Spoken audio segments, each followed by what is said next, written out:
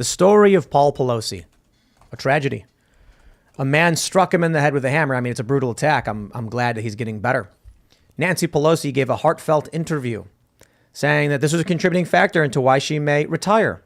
Or it could be that the Democrats just lost the House formally. It is now confirmed.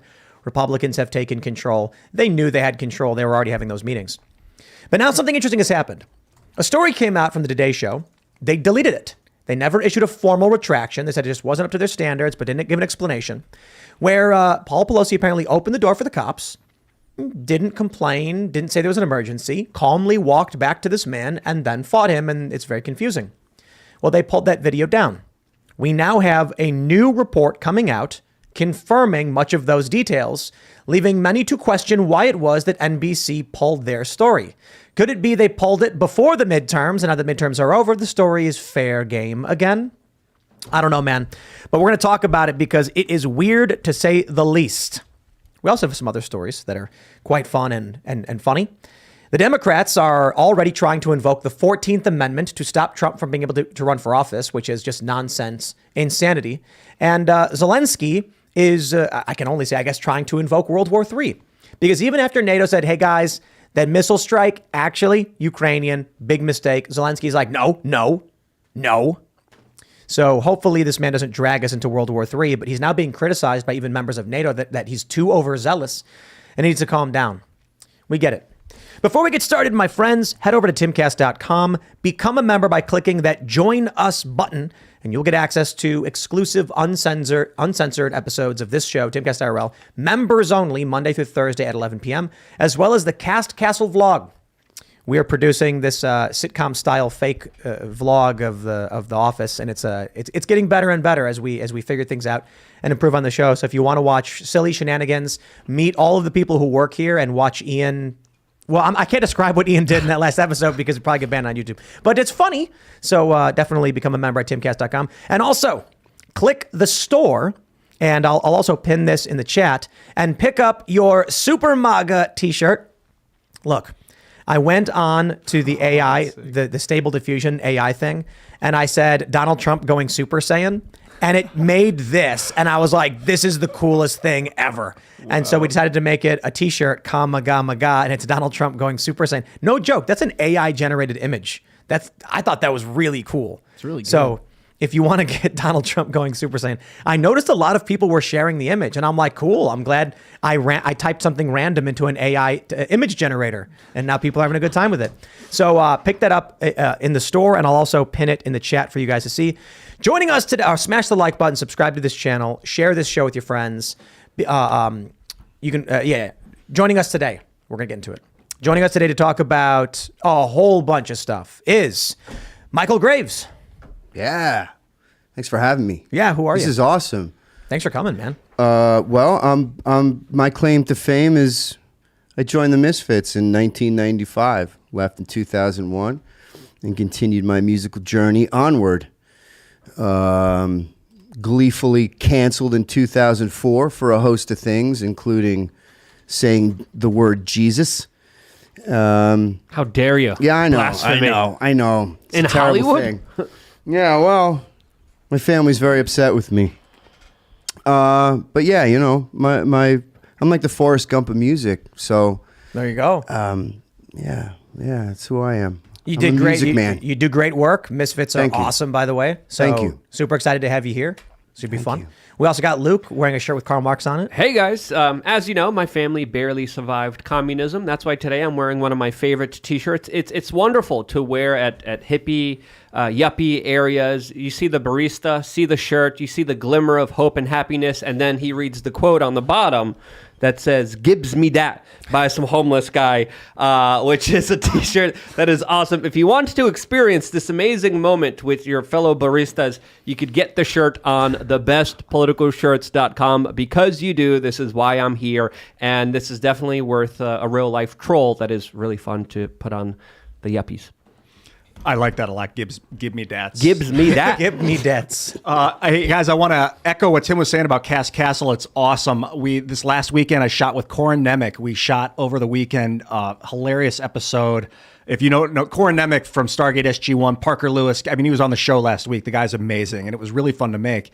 The week before, we did a hilarious longer form one about a chess tournament you're going to want to see. So if you haven't signed up for that yet and got a whiff of this stuff, get involved. It's freaking hilarious. It's a joy to be a part of, and Wesley's a genius director. He's really easy and fun to work with. I'm looking forward to making more. And I'm Ian Crossland, you know that. See ya. What's up, dude? Oh, look who's back. Hey, what's up, YouTubers? I'm still here. I'm still alive. Nothing crazy happened. Don't worry about it. I'm at Serge.com as well, by the way. Let's get into this first story. Wow. Bay Area NBC station is running report questioning the circumstances of Paul Pelosi's hammer attack, which include the same details as today's show segment retracted for inaccuracies, and left star reporter Miguel Almaguer, as I pronounce it, suspended. This is particularly interesting. They say NBC News is under mounting pressure to explain its actions after suspending star reporter Miguel Almaguer over one of his Today Show segments on the Paul Pelosi hammer attack. It took the action despite a second report on the company-owned and operated NBC Bay Area station that repeats many of the same points in Almaguer's report. They're going to mention that NBC removed the footage from its website hours after airing on November 4th. Now, we do have another report from Fox News, and this is what they mentioned that's very, very interesting. I want to read this one. NBC News national correspondent reported on November 4th for the Today Show that police didn't know they were responding to the Pelosi residence. Pelosi opened the door for police but didn't attempt to escape or declare an emergency, and even walked away from law enforcement and toward his eventual attacker. They go on to mention, last Friday, exactly 1 week after Almaguer's report was mysteriously retracted with little public detail, NBC San Francisco local affiliate, which is branded as NBC Bay Area, aired an explosive report with highly similar details indicating Pelosi opened the door for police and didn't immediately attempt to escape. So, the initial story, someone broke into the Pelosi residence, screamed, "Where's Nancy?" in his underwear with zip ties, and struck Paul in the head. Now, then turned into, he was actually clothed. Okay, a third man opened the door, but we don't know who it was. They changed the story again. And now, the Today Show comes out and says Paul Pelosi opens the door, doesn't try to escape, walks back to the guy who says there's nothing going on, and then who strikes him. And now the story is being confirmed after the Today Show retracted, not even formally retracted, just deleted the video. I have to wonder what really happened. Of course, the theory from the right is that it was a late night either drug deal or love romp gone wrong, and the police responded, and lovers quarrel of some sort. I think drug deal makes more sense, which is why they're look, it's 3 a.m. Paul Pelosi's like, send in the crazy weirdo guy who's got the drugs. Fight breaks out over cash or something like that. Who knows? Or maybe the police didn't know they were responding to Paul Pelosi's house. They opened the door and they attacked Paul Pelosi because he was in his underwear. And they assumed it must be a crazy guy or something. Maybe the cops are the ones who hit him, and then they're trying to cover up their story. I feel like if the cops hit him, we would be seeing like Defund the Police Part 2 right Nobody now. knows what happened. Well, it sounds like two drunk dudes at a bar. Like just, people can get belligerent late night when they're both really hammered and they don't even know what they're talking about. The one guy just gets angry and then they're like, "Ugh," and then they just start to bump into each other. Like that's what it sounds like David and Paul were doing. Well, personally, I'm just sick of the speculating. I don't want to speculate anymore. Release the body cam footage. Release the surveillance footage. Then we could actually know what happened here. Otherwise, you don't give the government any benefit of the doubt. We're talking about career criminals who parade themselves around like some high-level politicians and officials. They're not.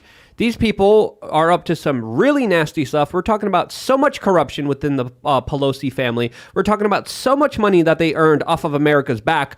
They're probably, when it comes to government officials and people connected to them, we should always think the worst possible scenario. Always go with that until we actually have some actual evidence. They were doing unspeakable things to small babies. They were sacrificing children. Let's just go with that. If we're going to be speculating what happened here, let's think of the worst thing because we shouldn't be giving government any kind of credence, any kind of leeway here. And with this story being so crazy insane, they were doing god-awful things to small babies. That's it. I just assume the worst, I guess. Yeah, absolutely. Yeah. And you should with government, because what government does is probably usually a lot worse than what we actually know actually really happens. But Paul's not government. He's only government adjacent.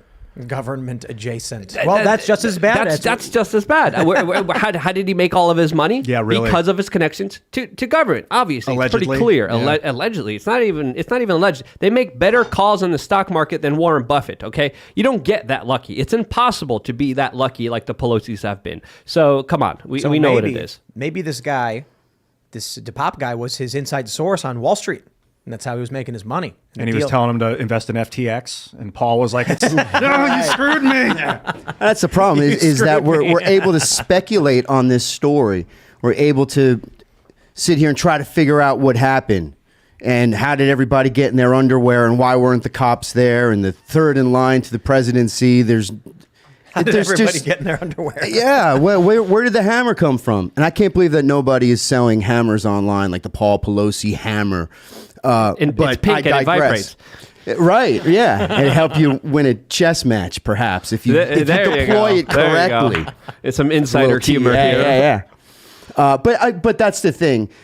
All of this speculation could be over with if the government released the body cam and released the actual information that is out there and give us the clear story. And we are not getting the clear story. Because this is Paul once Pelosi. Again, is this an excuse for Nancy to retire and try and score points? Like, I don't understand. It seems to what me like happened that they're trying to cover it up. It really seems to me like it was something that went wrong. Like you said, maybe it was a bad drug deal, or they were getting weird together. Who knows? And then the cleanup team came in. They were just like, all right, what are we gonna do? We gotta make this look like something. And then the script writers came in and said, all right, well, let's make it like this. Because think about how much power is being wielded by these people. And many times Hollywood does work with the Pentagon when it comes to scripting narratives. We have seen time and time again, something happens in Iraq and they're like, okay, what can we say actually happened? What really happened? Those are two completely different things. How can we use this event and change it for the best PR purposes? We saw that with Jessica Lynch. We saw that with mainline Hollywood directors and producers getting involved and saying, you know what, this story of the Iraqis taking her to a hospital and trying to help her doesn't really fit our narrative. Let's send in the tanks and let's say that they were holding her hostage. Again, they made so much things up when it came to war. They make so much things up when it comes to just our everyday life.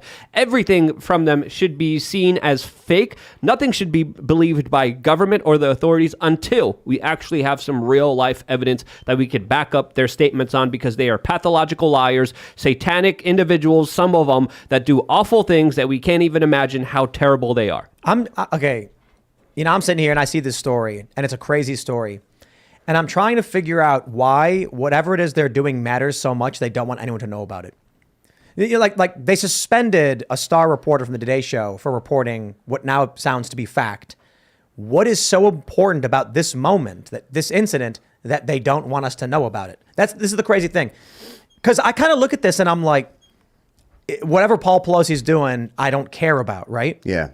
But to go to this degree, it sounds like something they were doing must have mattered, like politically or something. I think it's an effort to fend off who these people really are, the depravity.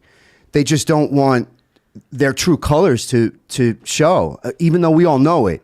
Obviously, this man abuses some sort of substances or something going on. These people are not on the up and up. At least booze. Yeah, from what we know about publicly on the record. He got busted driving drunk like within 6 months ago or something, and that's a problem. If someone, especially in their 80s, is driving home drunk enough to get... I mean, not even drunk enough, just drunk in general. I've driven drunk a couple times in my life. It was probably some of the worst. I was like near suicidal at that period of my life too. Like step on the gas and just wait for it to happen, kind of suicidal. And that is a bad state of mind to drive drunk. If someone's like, if you don't have that kind of self-control where you can be like, actually I have to drive, I'm going to put it down, that indicates a big problem psychologically. So I imagine the guy's got obviously some problems. Look, the midterms. This happens right before the midterms. Yeah. They pull the story. After the midterms, story pops back up on an NBC affiliate. It could just really be, it makes the Pelosi's look freaky and weird, and it was bad for Democrats. Republicans were running the story that there was a gay love romp or something, and they wanted to shut it down. So NBC colluding, you know, or seeking to help, maybe not colluding, Democrats pulls the story until after the midterms. That could be it. It could really be as simple as Paul Pelosi's a weirdo who does freaky things in the middle of the night. Yeah, I think that's for sure. I mean, not for sure, but I think that's the case. But the connection to January 6th, see how it's connected to January 6th. He walked in there and was saying, where's Nancy? Yep. Where's Nancy? Oh, well, of course he was saying that. That's another point. That's all that's all those people are going to hear. That's all the libs are going to hear. Like, oh. But so the question is, did they twist an existing story to make it sound like insurrection? Sure. Or did I say they yes. fabricate a story to try and win points before an election? I think it's exactly what I said before. Something happened. The truth happened. That was something that has to do with depravity. Nobody broke into that house. Nobody just broke into that house, started walking around with a hammer held up in the bathroom. That's craziness. It sounds the story keeps changing. So at this point, I'm not inclined to believe what their version is. Yeah. And the fact that Paul Pelosi was not threatened when the cops answered the door, and that's the new detail now being confirmed. Clearly, he knew this guy. There's got to be cameras in that house, right? There is. If that There dude is. was running around his underwear going, "Where's Nancy? Where's Nancy?" We would see it over and over and over. Yeah, that's true. That for their Especially- propaganda purposes, they would of course weaponize that footage and have Definitely. it everywhere, so we couldn't ignore it. We would We have see to see nothing. it everywhere. And we saw the corporate media after this being like, "It's the conspiracy theorists that are the problem here. They're the ones that are crazy. They're the ones that we have to stop. They're the ones that we have to go over. We have to make sure that people can't be able to speak to each other." And now they're punishing journalists like this Miguel reporter. By the way, this reporter, Miguel Alamargar, hasn't tweeted since November 4th. He's the one that got suspended for originally reporting the story, which we talked about on this show, that was specifically based on police sources. What's happening to him? I want to hear from this guy. Miguel, if you're out there, what's going on here? Because this is absolutely crazy what kind of story you're involved in. I'll tell you about conspiracy theories. There was a tweet. I can't remember who. I saw this was a verified Twitter account saying that Putin is pushing an insane conspiracy theory that the missile that hit Poland was Ukrainian. We can't allow Russian disinformation, blah, blah, blah.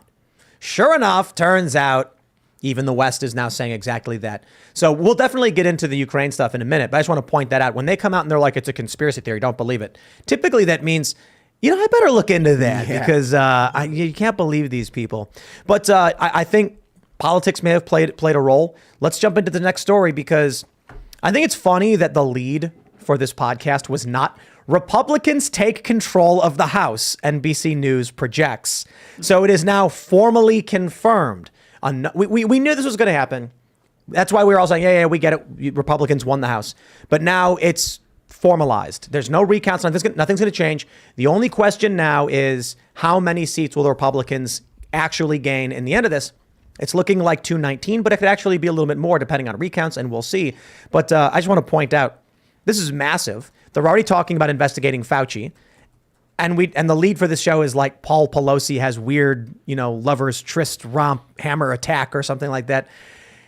Because I guess we kind of knew the Republicans were going to take the House. But the question then I guess for everybody else is, how excited are you on a scale of 1 to 10?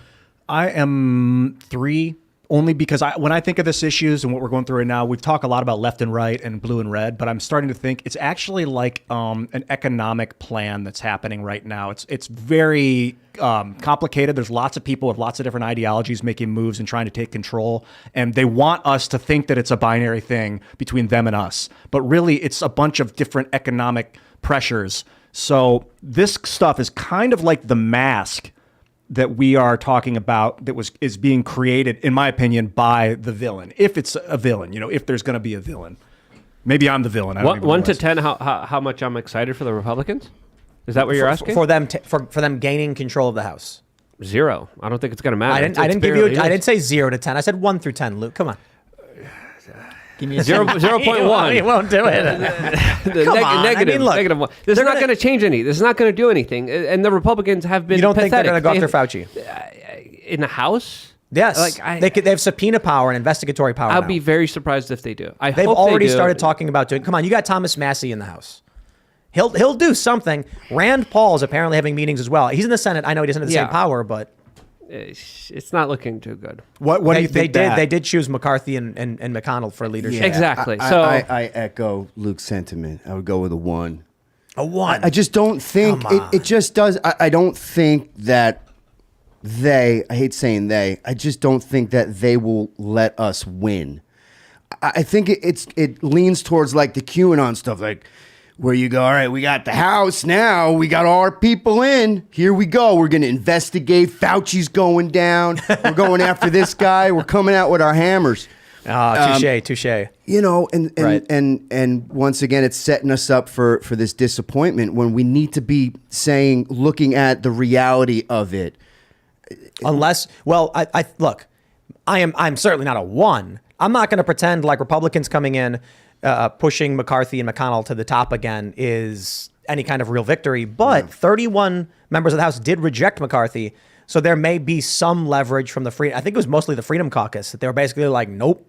Yeah. I think we'll see some stuff. Look, we're not gonna win everything instantly, but I'm feeling pretty good. I mean, it's better than Democrats doing January 6 hearings. I agree, and I think, and I'm not completely sure on the process, but the vote for leadership doesn't take place until January. I think until they reconvene, and No, they did. You mean for the House? They I think.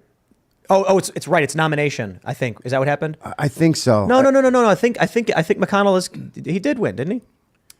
I don't know. Someone fact check. I'm pretty sure they've already had the vote.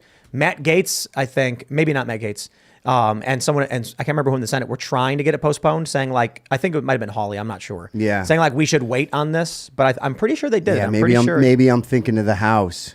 It says Mitch McConnell wins secret ballot election to continue leading Senate Republicans 7 hours ago. Yeah. From CNN. I know. That's right? just my wishful thinking. I've got Yep. like this feeling, like if we're talking about the future of humanity, that it's a big global project, and we as Americans, a lot of us are stuck in the American perspective where we're only looking at ourselves, and that if we can do this, then the whole world will win. But like, I think a lot of people in the rest of the world are looking at us like goofballs, obsessed with the circus that we're in right now, and like, hey, you know, let's exit the circus and look around. Sort of. So 1 to 10. What are you, Tim? For McCarthy. Well, so for McCarthy? Come on, this is essentially what you tried to get me to answer to. No. This is why I said 0. I'm excited that there's a small handful of Republicans who can have some pressure ability. But I'll put it this way. If 1 is I'm extremely disappointed, 10 is I'm excited as I ever have been, and 5 is kind of, I'll say 6. You know, like when you say 1, you're saying like, I'm mad about this. This is the worst thing ever. This is bad for us. 5 is where you're like, meh.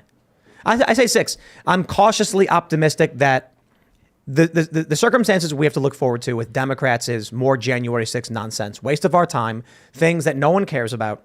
With Republicans, it's like, okay, I guess hopefully they'll start talking about Fauci or something. Maybe not, but whatever. The January 6th stuff is done. Yeah, it's subjective because I just don't see any kind of larger solutions out there. I don't see them making life better for the average American, especially with McCarthy just controlling everything. He's going to be protecting a lot of people inside of the establishment and making sure that the Republicans aren't too wild, aren't too crazy, don't make too much crazy moves. So he's there to keep everyone in line, and I think that's exactly what they're going to be doing here. And it's not like they have a lot of wiggle room here. They barely were able to win this. So as far as my optimism in politics, it's none. My optimism is with the people of the United States. It's with local officials, local individuals taking charge of their life and being responsible for themselves rather than giving all of their power and authority and money to politicians that don't give a damn about them.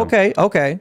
No, I agree on a lot of those points. We have this other story from Timcast.com that goes along with this. House Democrats maneuver to stop Trump's 2024 presidential bid. House Rep cites the 14th Amendment's insurrection clause as basis to deny return to high office. This is what we have to look forward to if the Democrats retained control of the House. That's a good point. They'd be just going, the 14th Amendment, man, they'd be banging on the walls. We ought to pad the walls to help them out. Because you think they can't get a Republican to flip in the House? I think they can. I think they still could go forward with this, and then they just go to the Republican and be like, you know that trip you made to that island? You know those videotapes we have on you? Are you going to vote with us, or do you want some larger expose on TMZ? What do you want there? Or they'll go to McCarthy, be like, look, McCarthy, we'll give you, something. We'll give you a little bit, but we want to make sure this happens. McCarthy would be for this. We got to understand this. Yeah. The old Republican Fair base point. would be for this. So this is why, again, I don't have a lot of hope in this. Right. And meanwhile, they have the media in their pocket. And so as they're doing that, they're churning out the narrative, and they're just once again corralling the truth, which puts us in a very difficult position when we have things like nuclear war, what's happening in the medical side of things, what's happening to all of us. Our country is being destroyed. By the Democrats Agreed. and Republicans. By both sides. By both Yes, parties. It's a right. duopoly. It's a two-party Right. system that pretends to be fighting each other most of the time. Sometimes they really do fight, but most of the times it's all pretend. It's all yeah, WWE. but hold on. It's all entertainment. It's all showmanship. But that feels a little archaic to me. I mean, I agree mostly, but since Donald Trump got into office, we started seeing a whole bunch of libertarian and America First candidates. I'm not saying they overlap. They're both anti-establishment factions. The House Freedom Caucus, where Ron DeSantis, I believe he helped found it, has been pushing back and expanding within the Republican Party. So that's what I'm looking at. Obviously, I'm not excited for Mitch McConnell. No one likes this guy. This is the funny thing. I pulled up the civics polls and went through every single demographic. Not a single demographic views him favorably, not even Republicans. Right. That So I found hilarious. how's this guy leading the charge? Because they're all cowards. Exactly. And there's a reason FTX was donating not only overwhelmingly to Democrats, but also to the GOP. People don't forget, a lot of when it comes to this larger FTX story, which is, I think, very important, you don't just see the Democrats being bought off here. You see about $23 million going specifically to the Republicans as well. So a big money plays a lot of influence in our politics, and we have to understand, once we get rid of that influence, once we get rid of that money, then we could actually have some real conversations. But at the end of the day, these representatives aren't representing us. They're representing a special interest that bought them off, paid them off, and they're going to be doing their bidding no matter what. And there is some infighting, sure, but even before that, there was the Tea Party. There was essence of people saying, this is crazy that we're dealing with these two parties here that are controlling our dialogue, that are controlling our life. We need to stop this, because this is how they fool and kid everyone to vote for the lesser of two evils while always presenting evil. And I'm just sick of it. I'm not going to sit here and defend the GOP leadership or their party or anything like that. I'm only excited for the small faction of like the Freedom Caucus and the people who are actually pushing back. Obviously, the fact that they've chosen McCarthy and McConnell for leadership, it shows you exactly where this Congress is going to be. And it's unfortunate, but that's the reality. You're going to get a whole bunch of Republicans saying like, no, we can't go off investigating Joe Biden because we're going to take the high road and just let them do whatever they want. Or it's going to be more like, we got to take the high road on this and not investigate. Heaven help me if they find out how I was involved. Yeah, there definitely are a lot of good people that are making inroads, that have been elected, that are making decisions based on the right things, and not that videotape coming out of that trip you made last week, or how much money they're going to get, or things like that. They're working for the treasure here on earth. You think there are people that have actually good intentions and are bought off? I think so. Sure. Somebody like Marjorie Taylor Greene, I think, Thomas Massey. Yeah, sure. Both independently the House- wealthy, I think, too. Marjorie already had a successful business when she ran. I think Thomas also. I'm not I sure don't think Thomas Massey is rich. Okay, I don't know what his got like a situation farm. was. Yeah, he's a MIT, he built the Cluck capacitor. That's the it. chicken thing. An inventor. My We need friend more has one of inventors. those in New Hampshire, JNU, and he's an awesome human being. Cluck He capacitor. builds Cluck capacitors. They're incredible. I said this before on the show. I talked to Thomas Massey after he was on the show last time, and he was like, "Dude, Congress it's like a I don't know how he exactly described it. He's like, it's like a fraternity. It's like not a fraternity, but like it's like high school. Like people emotionally yelling and like, I'm not gonna talk to that bitch, like that kind of stuff. And he's like an engineer scientist, and is like, this is insane. We need more science. We need more engineering. Yeah. And he's just like, wow. But you do it anyway because you're called to it for whatever reason. But let me ask you guys this: on a scale of 1 to 10, how excited are you that Trudeau is not our leader? We have the story from the Daily Mail. President Xi humiliates Trudeau as he is caught on camera tearing strips off Canadian PN. That their conversation at the G20 has been leaked to the papers. It's not appropriate. This was the most epic cringe I've seen. And let's be real. So in this video, Trudeau is trying to talk to Xi Jinping. Cameras pop up. And man, Trudeau looks weak. It looks like a mouse staring at an elephant. Xi Jinping won't even look at his face. That's how little respect he's giving him. Look, I get it. Canada's a small nation. Xi Jinping's probably like, why is this guy thinking he can talk to me? But talk about humiliating. I don't know. Did you guys see this one? Yeah. It's definitely an example of a language barrier. Poor Trudeau, the poor guy. I mean, he probably had his socks ruffled from this interaction. That's probably the most confrontation he got in his entire life. And this is sad for him, mainly because he loves China. He talked about how he adored China, being able to change the economy on the dime. He adores what China's doing and is replicating those same policies inside of Canada. Of course, imprisoning his protesters, debanking people who dare speak out against him, disarming the local population there, and now, of course, offering euthanasia to, of course, the poor people there and the depressed people there. Who does that? What kind of political leader does that? Despotic leaders. And when he was looking to Xi, his beautiful overlord that he wants to replicate all of the policies, he just got smacked down right in the face. And it was incredible to see the body language there, because it said a lot. And when Xi told him off, you see Trudeau be like, I hope you have peaceful, rational discussions in the future. And then Xi's like, what? And then he walks off like Forrest Gump.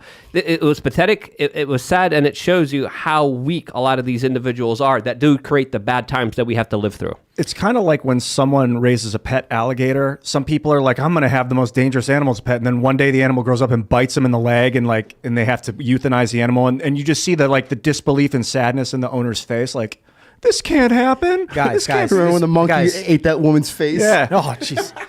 I feel really bad for Trudeau. I do. I feel a deep sadness. It reminds me of that time that I don't know if this story is true, because I'm having trouble finding source on it. But it's Elon Musk was asked about Neil Armstrong criticizing him, and Elon cried because Elon really looked up to Neil Armstrong, had this dream of expanding the space program and all that stuff, and to hear that one of your heroes was mocking or criticizing you must be so brutal for Trudeau to finally get to meet his hero, only to be just poo-pooed and shoot aside. Must have been truly devastating for the man. Absolutely. What was it exactly that happened that caused this conversation? Did you guys hear something was leaked? So Xi was mad because they were supposed to be having private conversations between them. The topics of those conversations was leaked to the Canadian press, obviously from Trudeau, who didn't keep his word and promised to keep conversations secret and private between the two. So this is also something that Emmanuel Macron did to Vladimir Putin. Vladimir Putin was also mad at him because Emmanuel Macron had a documentary film crew recording some of the conversations that they thought was private, that they thought wasn't going to be discussed to the general public, and they were talking very frankly. And this shows you that Trudeau wasn't a man of his word, wasn't a man of honor, because they agreed, hey, well, what we say here stays between us. It didn't. It was leaked to the media by Trudeau. And then Trudeau's like, Trudeau leaked it. Someone in the Trudeau administration, if not Trudeau himself. Yeah. And then Xi Jinping was like, yeah, it's not cool. I'm paraphrasing. Was like, yeah, that's not cool, dude. And then Trudeau was like, we like to have open dialogue and make sure. And Xi Jinping was like, buzz on, and just turns and walks off. What is he talking about? Open dialogue. That's not a concept that I'm familiar with. No. I just want someone should take that interview of Elon Musk crying and deep fake Trudeau's face on it, and then have the interviewer ask the question you met your hero Xi Jinping and he was critical of your efforts. How does that make you feel? And he's just like, he really cried, huh? Elon? Yeah. So that's the story that I read. I remember seeing it a while ago. I mean, I feel for Elon in that regard. It was, I guess the story was back in, at the beginning of SpaceX. Yeah. Neil Armstrong was critical of Elon Musk's attempt at a private space business. And then at some time later, after Neil Armstrong died, Elon was asked about it. Wow. And Elon, apparently a big hero of his was Neil Armstrong. I mean, that's real. That's kind of sad. That makes Absolutely. me feel a little sad. I know, me too. Yeah. Right. That's a big bummer. Imagine being a little kid and seeing something so profound as a moon landing and space travel and saying, when I grow up, I'm going to change the world. Yeah. And you look at what Elon's doing now with SpaceX and how powerful and amazing it is. And Neil Armstrong's never going to see that because he died 10 years ago. And but leaving this world critical of Elon, that's got to hurt, man. Yeah. So I can understand how Trudeau feels, being shunned like this. Can you imagine the bootlicking that Trudeau's going to have to do now to get into the good graces of the Chinese Or maybe king? he'll snap back. Oh yeah, the other night, Donald Trump, this is last night, referred to Xi Jinping as the king of China, king for life. And Xi Jinping was like, I'm not the king. He's like, well, you have all the power, you're in for life, so you're basically the king. He's actually a viceroy. This is when the emperor would designate someone to become a king for life. They're actually the viceroy. They don't have familial... They can't pass the land onto their kid. It's not a monarchy. Upon death, it goes back to the empire, and then the emperor can designate another viceroy to lead as the king instead. But there's no emperor. Well, there's the CCP as the party is in control, and there's probably one of them. It's a bunch of oligarchs, I think. Sure. I think I like viceroy. I wonder if there's a better word though, because the emperor would determine the viceroy. The viceroy would die, and then to choose someone else, Or not, or they would take the land. Right, or not. So it doesn't have to be a family thing to Correct. to Anybody, anyone but could become be the a viceroy. successor. if there's no And emperor, there are no secession rules with viceroys. if there's no emperor, we could say viceroy, but maybe there's a better word for it. I just don't know. I mean, maybe there's a better word to describe. It's not king, but viceroy, viceroy she. Yeah, Call him that. It's better than president. Makes more Viceroy. sense. The thing about president, we talked with the, I can't remember who we had on. We had some China experts, and they said president is the wrong word. Chairman might Chairman be is the correct word, right? yeah, But then all of a sudden, the media started calling him president for some it's reason. stuck, yeah. Because they're trying to normalize it, make it Yeah. seem like They they're changed- trying to equate what he is to our president, who's elected. I heard that they changed the definition of the word president in China to make it so that what he was, and I don't want to get this wrong. Did you hear anything about this? Wait, did you say Sith Lord? Yes, they changed the definition of Sith Lord in China. They changed the definition of something. This is what I heard about 6 years ago, so that he could now be literally called the president, and it made sense. Whereas like 30 years ago, the word meant something else. Chairman. Yeah. Yeah. So just to be clear, in 2013, Trudeau said that he most admires China when asked specifically which country he admires. He said, quote, "There's a level of admiration I actually have for China because their basic dictatorship is allowing them to actually turn their economy around on a dime and say we need to go green. We need to start, investing in solar." And then he went on and, of course, saying there is flexibility that I know Prime Minister Stephen Harper, who was Prime Minister at the time, quote, "must dream about having a dictatorship where you can do whatever you wanted. That I find quite interesting." That's a direct quote from Justin Trudeau from 2013. And then just about 10 years later, he meets his hero, and it's disappointing. Yeah. He's probably bawling his Play eyes with out fire, right now. you get burned, And this happened publicly, so you can imagine what happens not publicly. Because you could see Z and the translator even kind of moved out of the way when the cameras were filming so that we could get Trudeau's face in the interaction.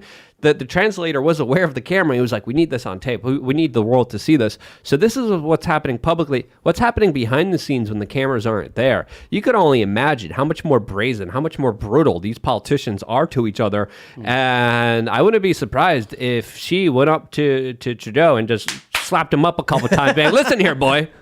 You're going to do as I say." And Trudeau's like, "Yes, sir. Yes, I will. Yes, no problem." I could actually see that happening. Again, that's not my own theory. I could be wrong. I wanted to do a Winnie the Pooh joke, but I don't know how many people know the Winnie the Pooh meme about Xi Jinping. So I think they actually pulled. Well, people thought that he looked like Winnie the Pooh, and there were memes does. of it. And then in China, I think they banned Winnie the Pooh because Yeah, right. Yeah. And any mention of it on WeChat and any photos. Of wow, Pretty much. yeah, that's I mean, the thing. he looks happy. Oh, Xi Jinping actually looks like a really happy, friendly guy when I see his face. Like, I feel like I does. could laugh it up with him. He does. The most annoying thing about doing Agreed. segments on China is that when I'm looking for photos of individuals, you can usually see a range of emotion that represents part of the idea. So, like, if there's a story where it's like, Joe Biden says X and it's like an angry thing, you could find a picture of Joe Biden like giving a finger wave. Yeah. With Xi Jinping, it's like Stone. And yes, stone face on every context. It's just a picture of him and he's just flat face. so true. Like, dude should play poker. I'd love to see him play Texas Hold'em. It's You similar- should be like, I can't tell what he has. Putin's similar. It's probably because he's like ex-KGB. It's like, do not show any emotion. Yeah. Your job is to hold all the cards. Yeah, just compartmentalize, just push it all down, just keep it all in. But you're right. You're right with Xi Jinping. Have you seen the montage someone made where it's all the different handshakes he's given, and the video is going through every photo really, really fast, and all the people are flickering and changing, and Xi is the exact same position the whole time through like hundreds of photos. Wow. The way his body is, the way his face is, the way his hand is, like never changes. Yeah. Dude's a robot or something. Well, I bet they practice that with something, because I don't think Joe Biden, he might practice shaking people's hands, but I bet the CCP's choreographed it. Like, they have like meetings and like you learn how to present yourself and how to stand and how to be like represent tallness next to Quick correction. slouch. Sorry. Quick correction. People are saying Elon didn't cry. He almost cried. You almost cried. Yeah, I want to make sure we're clear, 'cause I want to say if he cried, if he didn't. He teared up. Like Rachel Maddow when she found out Trump didn't collude with Russia. You know what I mean? What kind of person, cheers on and admires a Chinese dictatorship? A person like Bill Gates, who also admires the Chinese dictatorship, who previously, just a couple months ago, said that they were doing a great job with their zero sickness policy, and of course also does work business with the Chinese government, and also, what's it called? What does he do?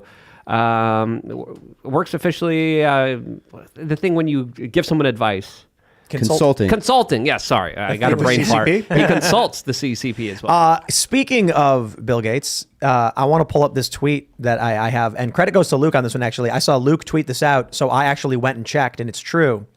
The World Government Summit 2022, that's what it's called, has a video titled, "Are We Ready for a New World Order?" In it, the host, Becky Anderson, says, "Are you ready for a new world order?" And this channel, World Government Summit, is verified by YouTube. And YouTube added a context fact check that says the New World Order is a conspiracy theory which hypothesizes a secretly emerging totalitarian world government.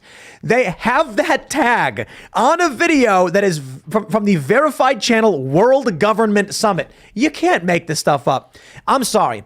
Many people are saying we're in a simulation. We're in a sitcom. What is that called? Doublespeak, where it's like, you're holding a book. This ain't a book. I mean, but it's a book, but it's not a book. All right, it's the book, but it's not. This one's so good. Yeah, 2 + 2 = 5. Accept Right. your reality as we tell you it is. Don't you dare question it. We're building a new world order, but we're not building a new world order because if you say we're building a new world order, you're going to get punished and screwed and demonetized and downranked in the algorithm. Wait. And we're going to make sure no one sees your Hold videos. on. Fact check. I have to apologize. Correction, everyone. I now recognize why I'm so wrong about this. The context provided says a conspiracy theory which hypothesizes a secretly emerging totalitarian world government. This is overt, stated, and in your face, not a secret. It's a different New World Order, the one, the public-facing one. Well, no. Quite simply put, the conspiracy theory is that they're trying to keep it a secret. No, they're straight up telling you they're doing it.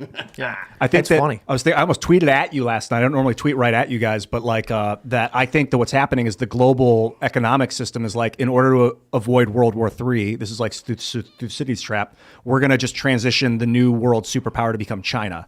And then, so now they're corrupting our economy. They printed us out of a bunch of money. I think people really don't understand or care about the American Constitution that aren't from here. Like, free speech is like, dude, I'm a corporate executive. You don't have free speech in my corporation. And if we're going to run the world like a corporation, if we have order, we need to stamp down on some of these people that are thinking too freely. And then there was more to the tweet. I'll come up with it later, but it's how do we get to this point? For the longest time, they said New World Order is a conspiracy theory. There was that meme. Seamus over at Freedom Tunes, he did a meme correction video. It's hilarious, where he's talking about the reverse pyramid of conspiracies. And at the top, in like their anti-Semitic, I think it's in the anti-Semitic point of no return section, this leftist wrote, New World Order is in this conspiracy theory bracket.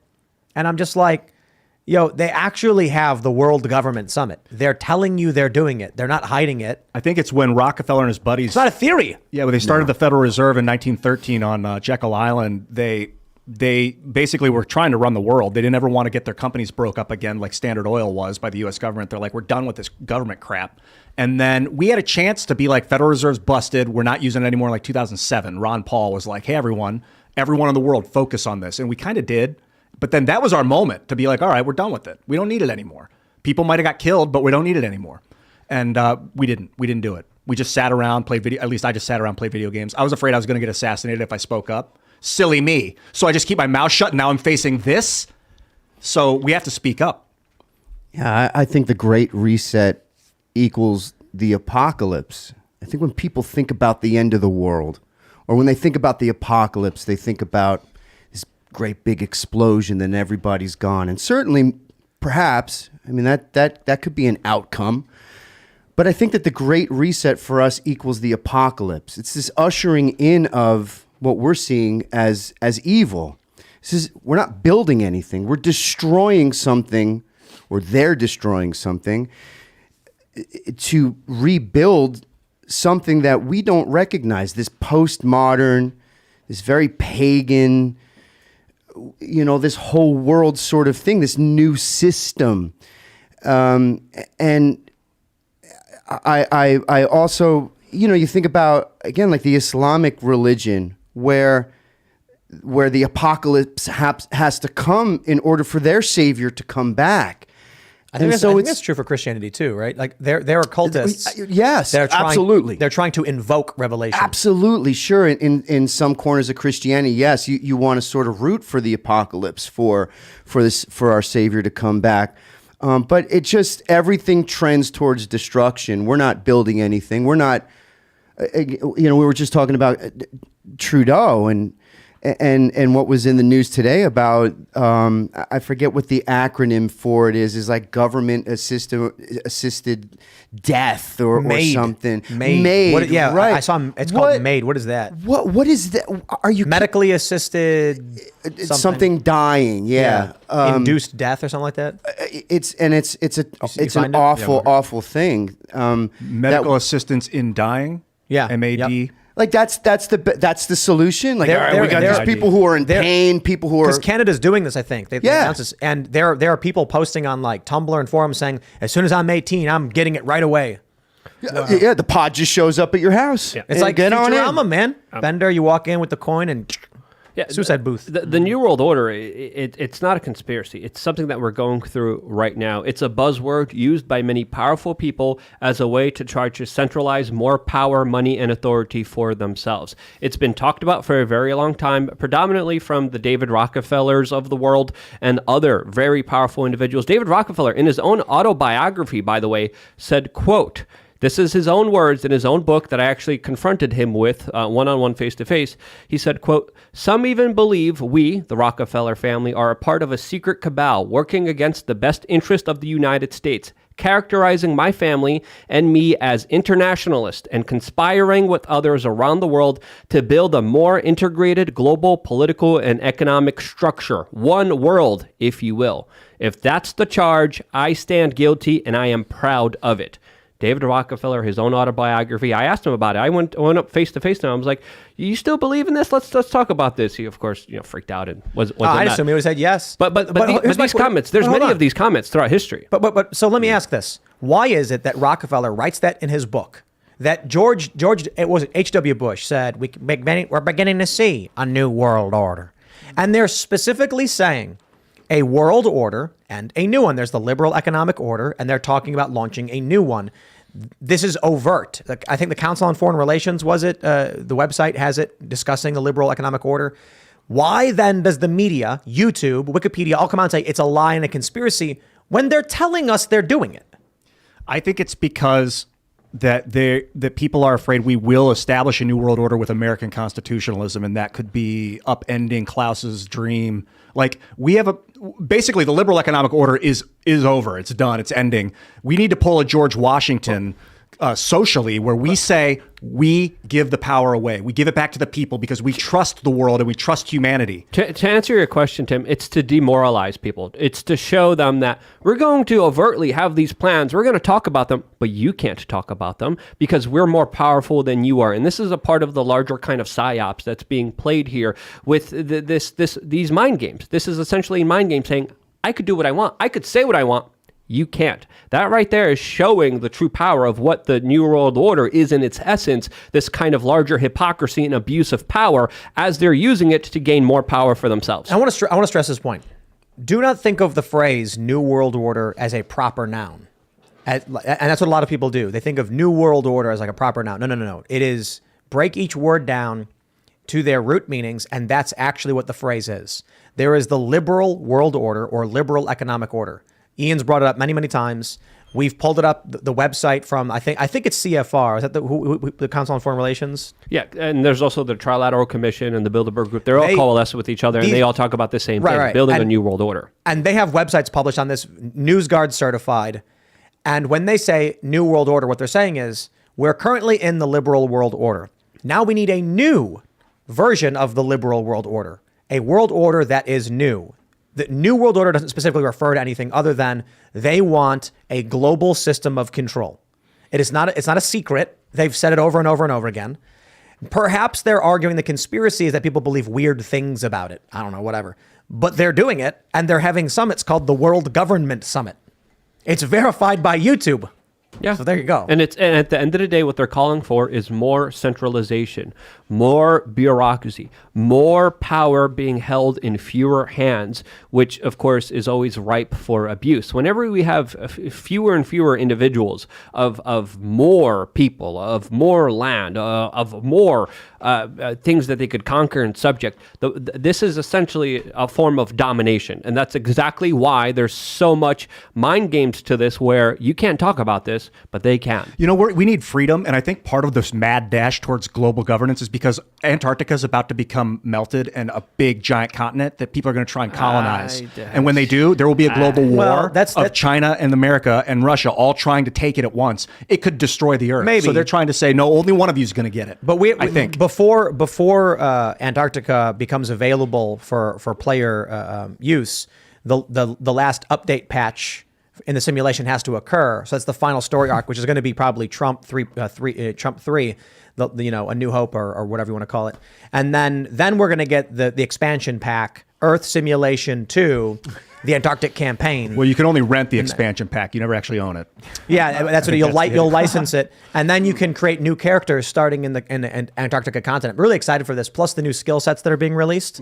I hear that journalists will get the ability to communicate via Neuralink in the latest expansion. But I like freedom, man. I don't like the idea that cops are on the street corners watching you whenever you walk around. I don't want it. If you don't want it, then join me. Now That's imagine like New the York, crazy insanity that you'll have to deal with when everything's online and they have control of what you see and what you say and what they don't say and what they do to you and what you can call out and can't call out. But as you said, Tim, the CFR website officially says we're calling for global governance, and they have an article on their website, what is the liberal world order? And they go on and explain, hey, we need everything in the hands of all these private international corporations and banks, and we need less representation, we need less people being able to decide their own lives, and we need that decided by central controllers. I always like pulling up this article from world101.cfr.org. What is the liberal world order? Because it is NewsGuard certified 100 out of 100. And it's like, how do you get that rating? And especially like CFR, they're not a news organization. Why are they rated 100 out of 100? Yeah. Sure, whatever. But liberal world order, it's on their website.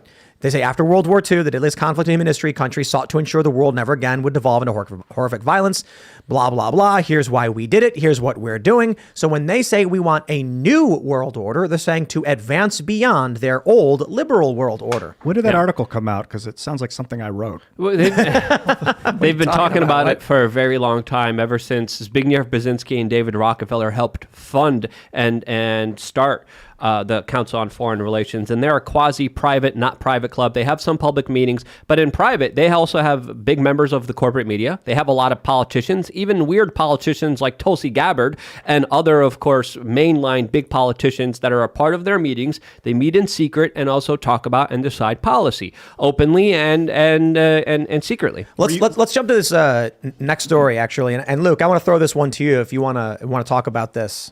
Yeah, I mean, this is a little bit more. I mean, this story, I don't even know where to begin, to be honest with you, because there's a lot of emotions here, but you can start off. Volodymyr Zelensky of Ukraine claimed Russian missiles hit Poland and then immediately started ramping up, calling for reciprocation, calling for more aid and more military, directly blaming Russia before too much was known.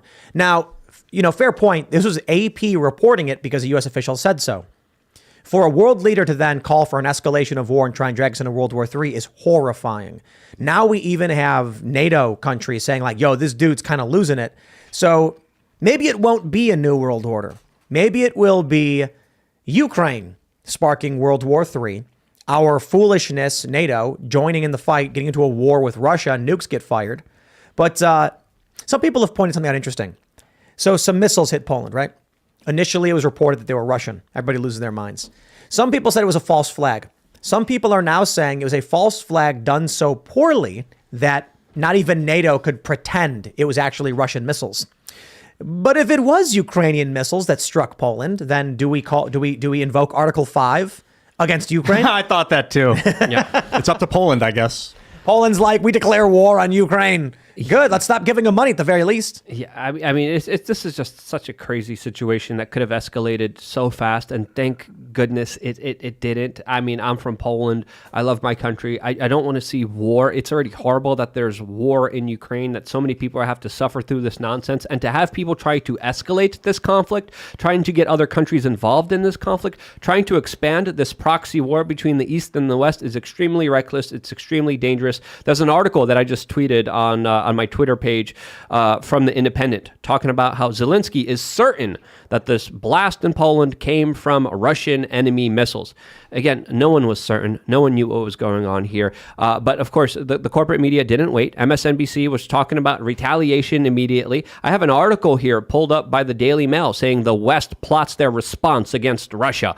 And again, we don't know exactly what happened here, as right now, the President of the United States, the President of Poland, the head of NATO are coming out and saying it actually wasn't a Russian missile. It was most likely a missile that was provided to Ukraine by the West in order to act like a defense system that could have accidentally or purposefully, depending on what you believe here, could have been a potential false flag, could have not been a flag, could have been a real legit accident here. But with Zelensky's comments here, it really makes you wonder, because they were aggressive, they were hyperbolic, and they're extremely dangerous, not only to the people of Ukraine, but the people of Poland, the people of the world. And this situation is reckless and needs to stop immediately. We have this article from the Daily Mail. Zelensky insists missile that hit Poland was Russian, despite NATO, U.S., and even Polish president saying it was a Ukrainian air defense misfire. But all agree Putin to blame for nearly sparking World War III. Oh, how about that, huh? Well, yeah, again, Putin did start the war, and we have to understand here, his major calling card throughout all of this is him specifically saying there's going to be a new world order. We want Russia to be a part of this new world order. So that's one of his major stances that he's always been making as he's been calling out the West here. But this proxy war is, again, reckless, stupid, dangerous, and the corporate media organizations that spread fake news automatically after this didn't offer any retractions, didn't have any edit statements, didn't have any corrections on their articles. The AP literally just changed their article from Russia attacks Poland to something else. I'm surmising here. I'm not exactly saying the exact titles here, but you get the drift of what I'm trying to say here. That they were knowingly spreading dangerous fake news that could have started a global war. I disagree that they were knowingly doing it.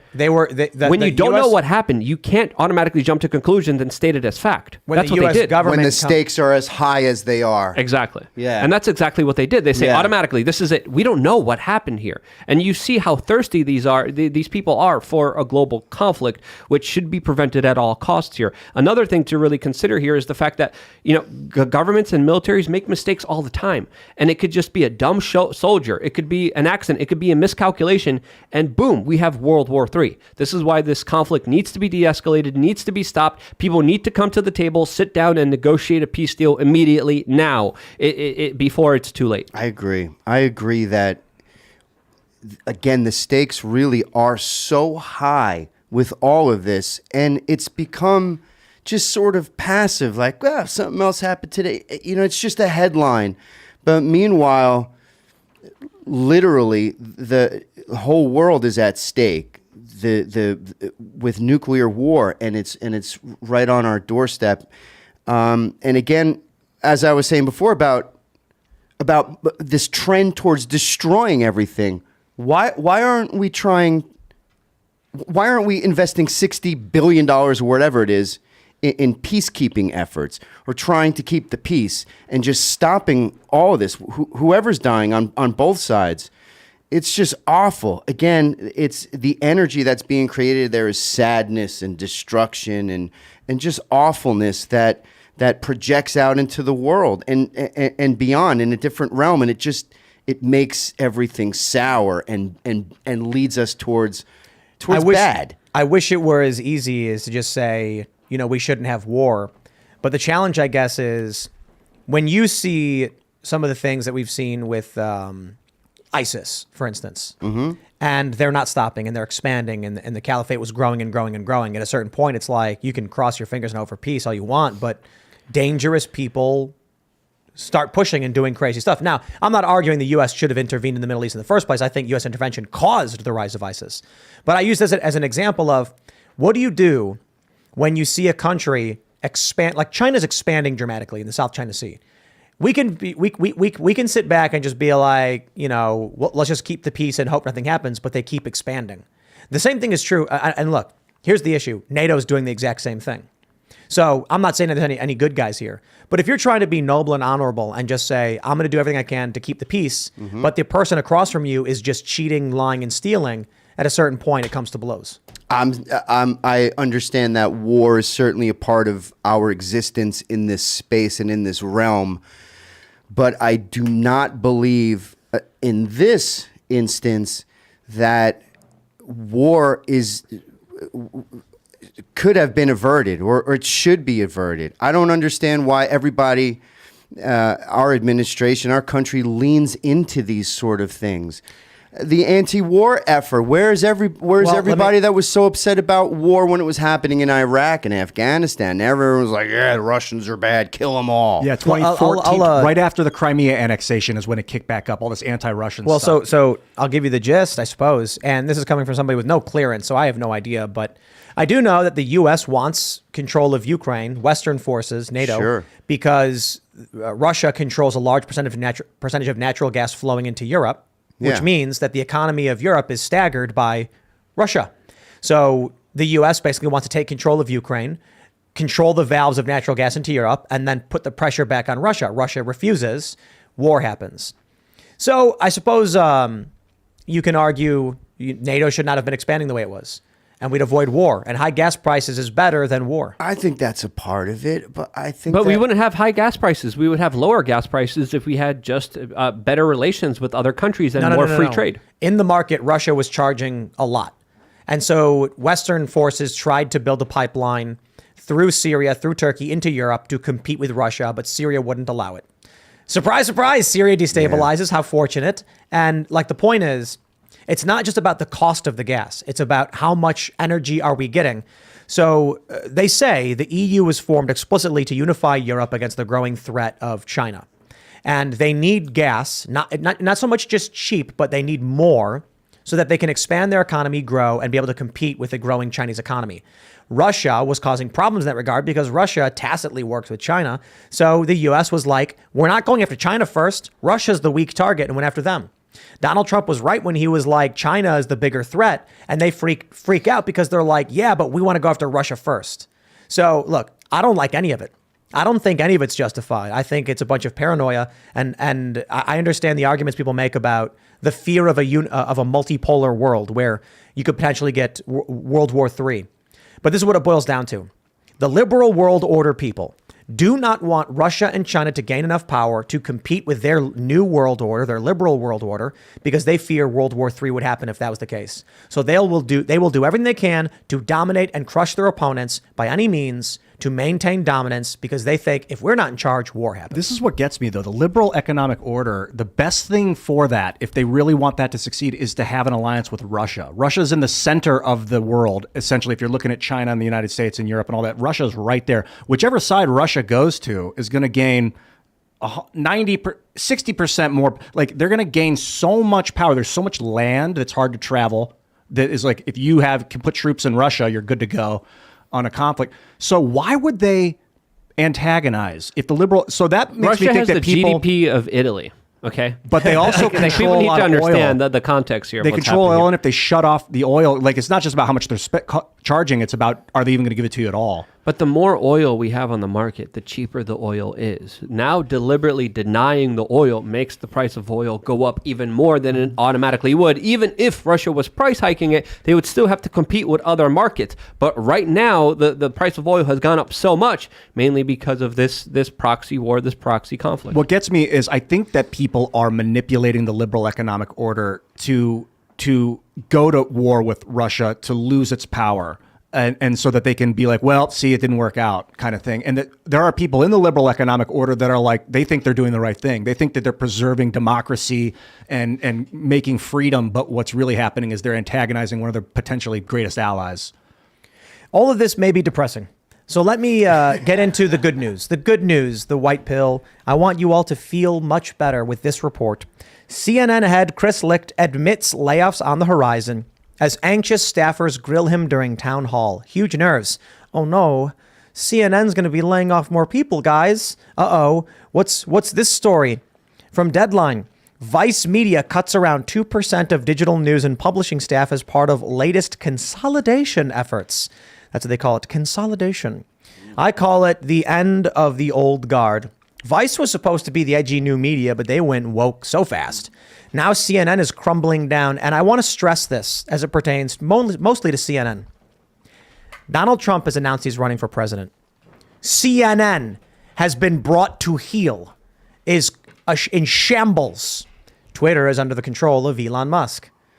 It's going to be a Donald Trump rematch, but without the establishment cultural powers at the level they were in the past several election cycles. So should be interesting, to say the least. But I know Luke is the most sad about CNN's layoffs. I know I need a violin here to reel in this moment here. I can't believe, we can't have so much greatness. Where else are we going to get the memes from? Where else are we going to get all the inspiration Whoa, from? hold on there. That's actually true. I know. That you weren't kidding. We need the opposition. Yeah. If there's no CNN. We need the hacks.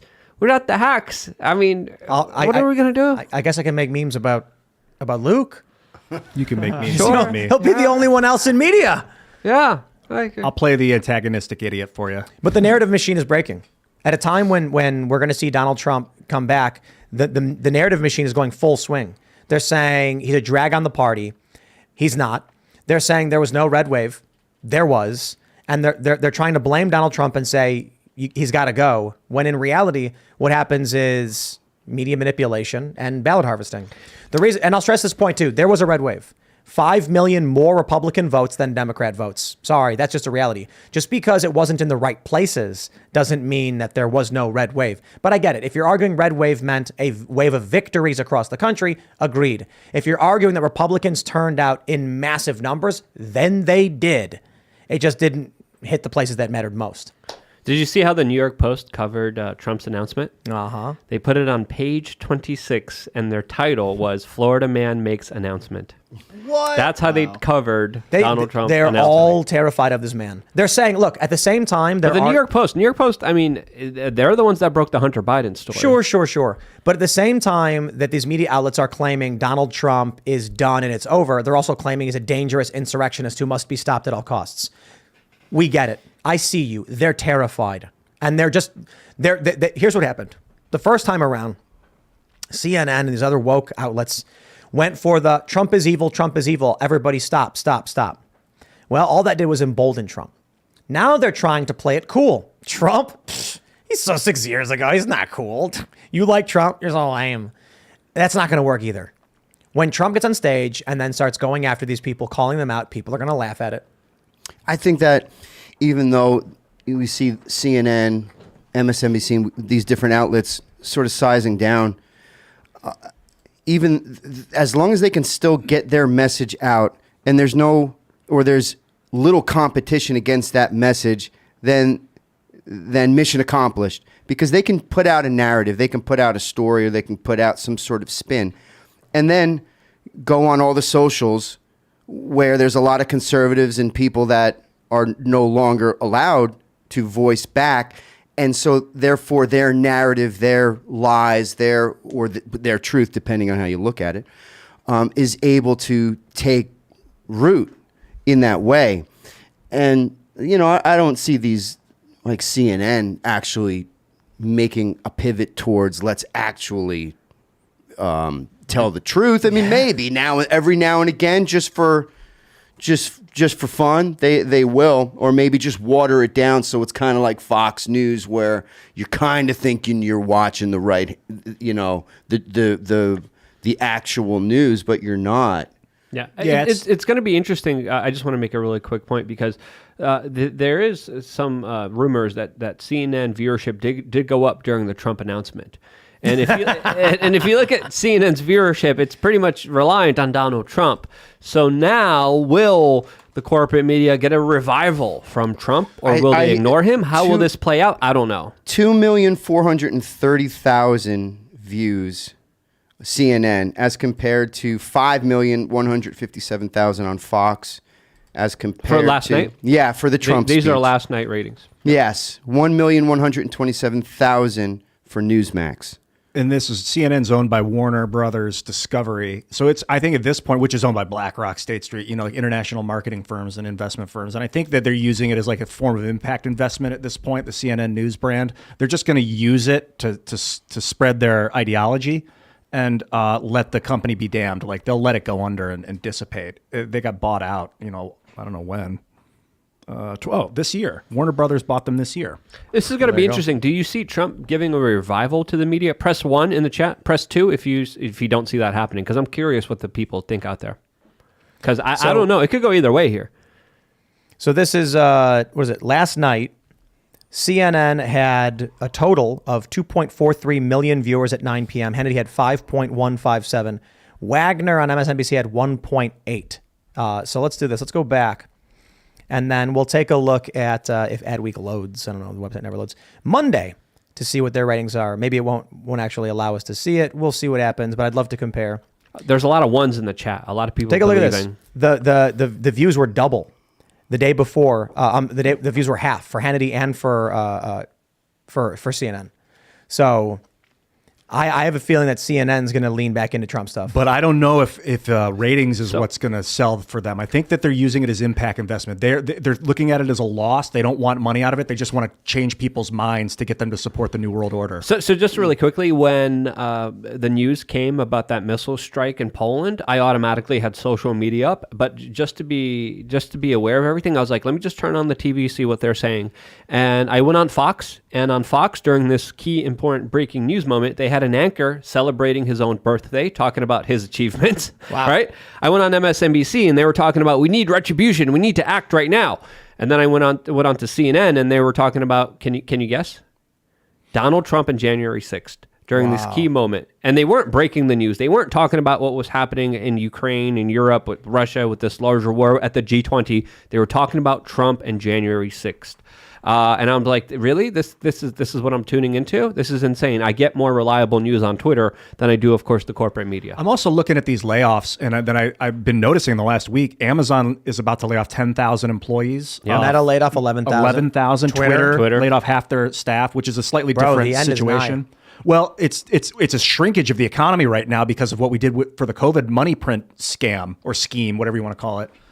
And now we're starting to see like 10,000 people. What in the heck? That's a lot of there was a bunch of corporate layoffs. Were you guys following all these corporate layoffs over the last week? Well, I mean, CNN and Vice. CNN, Vice. What else is there? Amazon. I'm trying to get a list. Meta, I saw a list of them. Meta.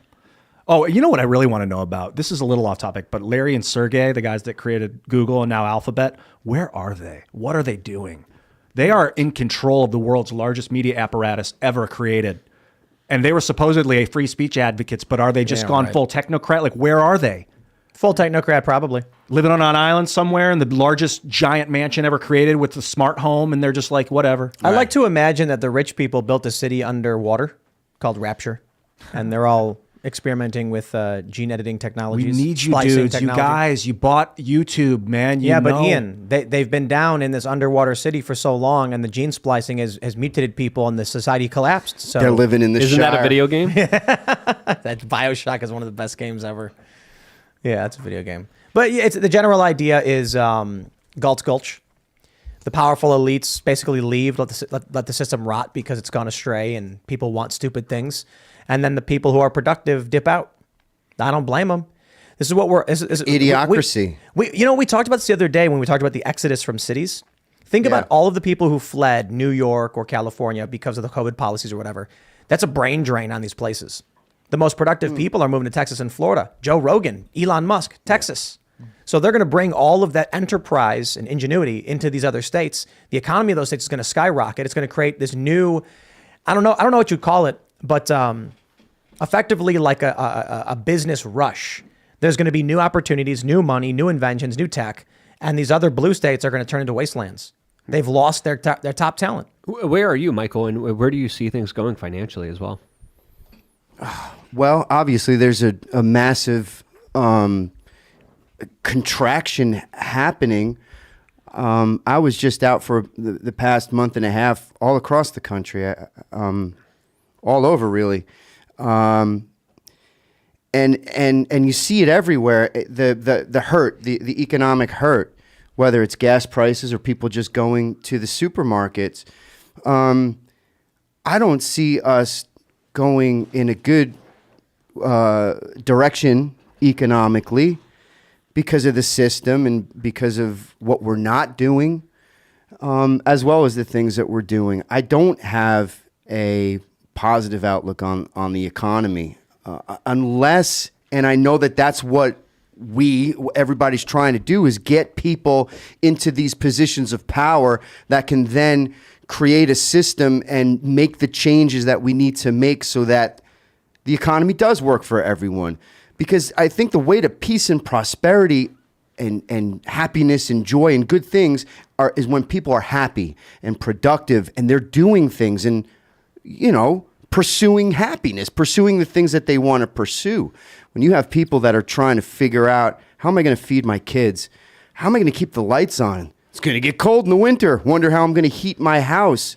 That really takes away from the things in life individually and collectively that then create a society where we can start to gain those levels in the simulation and get higher up in this instead of just everything burning up and breaking down. Let's talk about the cultural stuff. So watching CNN and these other outlets fall apart is good because they're narrative machines. But one of the most important things that's often overlooked by the right, conservatives, libertarians, or whatever, is creating culture that inspires young people. So right now with you here, we have a lot of people chatting how they're huge fans of the Misfits, but you're also here challenging the establishment. I'm curious your thoughts on how do we create an anti-establishment cultural apparatus? And more importantly, how is it that so many anti-establishment musicians just flipped and went full pro-war, pro-lockdown? That blew my mind. How did that happen? Yeah. Well, I think that, and it's not just because I'm here, I think that you and your team and everybody here is the perfect example of what needs to be built for this parallel economy or these parallel structures that will push that will build what needs to be built. Not only do you do this sort of thing and have conversations about all of this, but you're creating shows and music and entertainment, all these different things. And intention has a lot to do with that. Your energy and where your perspectives and your friends and your colleagues, where they're coming from. They're coming from a good place, and so that resonates. So I think that's a good thing when we see these CNN or MSNBC, when we see the viewership going down and these companies starting to shrink in size. That's a good thing because we can fill that vacuum, or we need to fill that vacuum with these things that we're building. Well, so one of the reasons we here at Timcast.com, become a member, are focusing on cultural investments. Like Pop Culture Crisis is a show very similar to this format, hosted by Brett Dasovic and Mary Morgan, but it's pop culture because we were like, not everybody likes politics. We want to create a show where we can build influence in other areas. Tales from the Inverted World is Hunter S. Thompson meets the X-Files. And of course, we're doing music. We've got some skateboarding and rollerblading and scooting plans. We're doing this, though, mostly because I'm looking at, like some of the bands that I grew up listening to that were basically saying F the machine are now saying, yay the machine. Yes. Like, right. How did that happen? Well, I think a lot of that comes with ignorance. I think a lot of that also comes with people like us, and I hate saying that, but people that it takes a certain person to say, maybe I'm wrong. Like, I'm going to take this position about whatever. Maybe I'm wrong. Let me go see if I'm wrong, and then spend time finding out if you're wrong and recalibrating your position if it needs to be. Because doing that, you gain knowledge. You're able to articulate your position. You know what you know and why you know it, and not just because Genderqueer book told me that, and so therefore that's the way that I feel. But in order to do that, I think that there's certain morals and integrity that needs to be built into someone, and that goes into a whole conversation about parenting and everything. But with the musicians in the entertainment industry, a lot of it certainly is ignorance. But also, I think that there's some people that perhaps they might. Well, I know that there's some people out there that know what the truth is and know what is kind of going on, but there's fear and there's selfishness involved in it because they don't want to lose anything. They don't want to lose their contract. They don't want people saying bad things about them on their Facebook. Oh, God forbid they lose their Facebook. What would they do? Oh my God. And so they just go along to get along. Regardless of what their heart is saying. The believers believe, when you have the Holy Spirit inside you and you have that discernment, that at some point, if you just keep rejecting that, your heart hardens and then you don't hear that anymore. And so you're able to just go full on to, any port you want. And so there's a lot of that in the entertainment industry. There's a lot of that in the music industry because everybody wants to be popular and loved and be that person and have the lights on them. That's what it's about, and will take any route they need to get there and hold on to it. Same thing in politicians. It's no leaders. It's power. You want that power. It's difficult to take a position and find yourself completely alone, or to feel alone. And if these bands. Shout out to The Offspring for firing their drummer because he was unable to get vaccinated due to a medical condition. If bands like that stood up and said, sorry guys, all of our shows are being canceled, to all of our fans who spend all of this money, we are unfortunately unable to do the show because the venues won't allow our drummer in. What do you think would happen when 5 million ticket holders call Ticketmaster all at the same time? Ticketmaster is going to be like, why is our system breaking down? They're going to contact the venues and be like, what are you doing? Why are these shows getting canceled? And they're going to say, well, we told The Offspring they weren't allowed to have their drummer in the building. We have a contract. Well, the government passed a law. Then everyone's going to start calling up the local governments. What are you doing? We got 5 million canceled. Contracts are falling apart. If one band just said, we will cancel every show, it would cause a chain reaction that would make it all the way to the point where large lobbyists and investors would be standing at the desk of the mayor of New York saying, I will destroy you politically unless you fix this problem. And they'll be like, okay, we'll rescind this. But no, the whiny, pathetic establishment losers, The Offspring said, how about we just fire our drummer of 17 years? When our families have hung out together, screw them. I'd rather make money and fire him. These people are fucking pathetic. Okay, now I'm swearing. No, you're right, though. I mean, at least that was a pathetic move. I don't want to judge their personalities because I don't know them, but I think it was a weak move, if anything. They have so much power to control culture. I've said this about a lot of things. I agree with you. I agree. Patreon. They banned this guy, Robert Spencer. He's an Islamic scholar and he's controversial, I guess. I'm not sure. Not Richard Spencer, Robert Spencer, different guy. And the reason was, if we don't, MasterCard made us do it. If we didn't ban him, then we'd have to shut the whole site down. And I'm like, I dare you. Yeah. MasterCard, I dare you to have the 100 million plus subscriptions on the site disappear and have each and every one of those people calling you on the phone asking you why you did it. But no one has the balls to actually be like, I'll go for it. Let's see what happens. There were some performers that would refuse to play. I think, did Dave Chappelle do that? Was he like, I'm not performing if you're going to have a vax mandate? Was he one of those guys? I know Chrissy Mayer wouldn't perform. Look, not man, that she's at Dave Chappelle's fame yet, but I mean, I think Crowder and Rubin were explicit. I'm not sure. They said they moved venues. I think it was Rubin specifically was like, we won't do a show here and moved it. I'm not sure. Maybe it wasn't Rubin. Yeah. But look, I like Joe Rogan, but even he said, here's what we'll do. I'll give you a refund if you didn't know that they were doing these rules. And perhaps the argument is that there were contracts that locked Joe in. And if he canceled, it could have caused him major damage or something like that. But it's just like, but I understand that there's a lot at stake when you take these positions. However, I agree with you that if like Offspring or some of these larger acts, I mean, I didn't play the Whiskey A Go-Go for that reason, because they had a vaccine mandate in the city at the time. And I said that I didn't want to play to a segregated audience, nor did I want someone to make a medical decision like that to come see me. That's crazy. And so I just said, I'm not going to do it. When things are different, I'll go back. And I did. I just played there a couple weeks ago. Cool. But I wish I had that power to, you know, like the Offspring and some of these other bands, where if they just stood up and said, we already have so much. I know. And and all of their fans would, not all of them, but a lot of the fans would get behind them, or at least say, well, what do you mean? And then you can have the larger conversation, and that would then put that pressure on the record companies, on the management companies, on the lawyers, and all of the system that is the industry that pushes back on these things. Let me tell you. Let's go back to that earlier segment where I was making fun of Trudeau meeting his hero, and the Elon Musk thing where he almost cried when told about Neil Armstrong. The first album I ever bought was Americana by the Offspring. The first tab book I ever got was Americana by the Offspring. The second was Ixnay on the Hombre by the Offspring, followed by the tab book for Ixnay on the Hombre. And then, of course, there's Ignition. Then I said, wow, I better go back even further. I got their Smash was obvious, right? So you're a fan.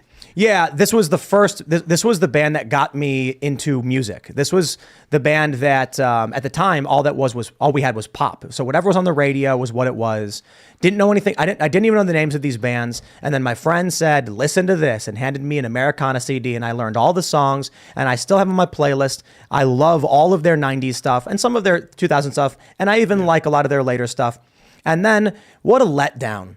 For them to be at a point where I think Dexter sold the catalog for like 30 million or whatever, to be so rich, you want for nothing. And then to look into the eyes of someone who's been there for you for 17 years, their drummer, and say, get out. Because Cold. That's the dirtiest, most vile, inhuman. It's cold, man. And not only that, they could have actually just been like, bro, they're not going to let you in the building. I'm sorry, but don't worry. We will get someone to play with us, but we're not going to let you down. You're good. And we'll do studio stuff with you. And that's still, in my opinion, not the strongest thing they could have done. No. But I'd still be like, I get it. Mm-hmm. You know, the fans want a show. You don't want to let them down, but you're not going to leave someone hanging. Instead, they were just like, later, bro. And the crazy thing about this whole story is that Pete Parada's the drummer. He's awesome. He's done work with us. His doctor was like, I recommend against this because of the potential medical condition you have. That's and he goes, okay. And then they're like, get out. Yeah. It's dirt. And man. if he would have listened to them, he could have got seriously hurt or could have died. That's right. But they still wanted to force him to do that to stay in the band. That is cruel. Yeah. That is absolutely evil. Jim Brewer, I think, did it the right way. Whenever people were discriminating against somebody, whenever a venue had a vax mandate and were segregating people based on government compliance, he said, no, I'm not going to be performing here. I'm only going to be performing at places that don't discriminate against bodily autonomy, against individuals deciding their own pathways, their own life. So shouts out to Jim Brewer. He was a real one. We should get him on the show. He does incredible work, and I love his work anyway. He's a funny guy. He's You're an a leader, incredible man. guy. That guy's, Jim, you are awesome. Yeah, Jim's incredible. Shout out to Jim, because as much as we criticize these horrible people, we got to shout out the good people and promote them and all the good stuff that they do as well. Yeah, Brewer's tremendous. He's got a great heart. He's a family man. He's great and absolutely has taken the right path in all this and obviously has a hilarious perspective on it that he puts in his routines. But you would think certainly that somebody like Pete, you know, who played with these guys, came up with these guys. There's a brotherhood when you're on tour with somebody and, you know, you're in a band like that. Maybe it was 14 years. I don't know. Was it 14 or 17? Maybe it was 14 years. That's a long time. Not a big difference. It's a long time. And it's not just being on tour. It's not just the tour thing and playing in a band. Families and friends. It's your whole life. It's your whole friggin' world. And then all of a sudden it's just, well, see you later, dude. Yeah. Dude, you got to look up Pete Parada on the internet. The picture of his face. He's like, it's awesome looking. He's hitting it so hard. He's on the drums. I'm trying to figure out when he joined the Offspring. Officially joined Face to Face in '98, and then Offspring in 2007. So that'd be about 15 years ago. The guy's amazing. 2007? Yeah, 15. Okay, I was wrong. Yeah. I was thinking like, wait a minute, did I give him extra years? Maybe it was 14 or Before so. that, he's with Saves the Day. I couldn't believe that story when I heard it. Because like my attitude is, if something happened like that and my response was, okay, well, we're going to keep, moving forward, I wouldn't terminate. Like if I had somebody who was working for me for 6 months, I wouldn't fire him. I'd be like, you're cool, dude. We'll figure it out. Yeah. That's crazy. And that's a scary thing. The people that you think have your back in the past couple of years, at least in my experience, And I've lost people in my life that walked away from me that I've known for decades, 20 years, people that I was very, very close to that, again, because of the pressure, because of, well, I might lose my Facebook and because, I don't know, you've gone crazy or, people that fell for the delusion, that believed the delusion and the lies, knowing me, like knowing who I am and knowing my heart, but then saying, yeah, no, well, we're going to go with this whole thing. And we're going to, that's scary. That's like when you hear stories about, when the Nazis rolled into some of the different cities where just overnight, the pogroms, these people, they went to school together, they were family, and then they're dragging each other into the streets and they're ripping their clothes off and they're beating them. That's where we're at. It's almost like we're practicing for it. And it's just, we're doing it online because essentially you're assassinating people. You're killing them. You're ripping their whole world away. Everything is gone. All the people that you love, your business, these things that you've worked for, gone. Boop, gone. And we're doing that in that synthetic world that's built, and it's not very far from the reality, the physical part of this. Let me just let's multiply the concerns here, the fears here. We used to have brick and mortar stores. We still do, sort of. You drive down any main street in old cities. What do you see? Most of the stores are closed. Yeah, it's true. First there was Walmart. Now there's Amazon. It's all online. Yeah. So people start building their businesses on Twitter, Facebook, and Google. I knew a guy who would sell things on his web store, and all of his traffic came from Google. People would search for something, and he would be in the top 5. Google changed their algorithm one day. His search dropped to the second page. His business evaporated. Yeah. There's no second page. Yeah. Now, here's where it gets crazy. Many people are building businesses on Twitter, Facebook, and Google, selling things, promoting things, being commentators. Oops, you got banned. Your business is erased. God. Imagine this. When we live in Mark Zuckerberg's metaverse fake reality that he desperately wants us to live in, and you create a store with a virtual environment that sells t-shirts and people can walk in and they can buy stuff and they can chat. And then Mark Zuckerberg walks in with a smile on his face and says, I'm deleting your store. Mm-hmm. And then you're gone. Mm-hmm. Everything you worked for ceases to exist like that. You have a brick and mortar store. It's a lot harder to do. You go into the metaverse with digital business, they can ban you outright. We launch a store. We sell t-shirts. We got a t-shirt pen. You can buy it if you want. The company that hosts it could just erase that store instantly. And then we're not selling any products. It is a nightmarish potential future unless we stay conscious of what's happening and fight for rules. Where this crypto story comes in, right? We see the dollar coming apart, our economy coming apart. We see this, what's happening with FTX. And now that there's going to be the big push for the cryptocurrency regulations and everything, they got to get their hands in that, and cash isn't going to work. And we need these regulations, and we're going to attach that to the social credit score, and we're going to take away everything that's in this physical, all the brick and mortar, gone. So that then that ultimate control, you say something that is not part of the narrative, you say something that goes against, you're gone. Whoop, sorry. What are you going to do? Two things. You know how to grow corn? No. Don't worry about it. You will own nothing and you will be happy. You will live in the pod and you will eat the bugs. You will eat the bugs. My favorite meme right now. Okay, well, I shouldn't say that, but like a meme I really like is the chicken that says, "I will live in the pod, I will eat the bugs, and I will give you eggs."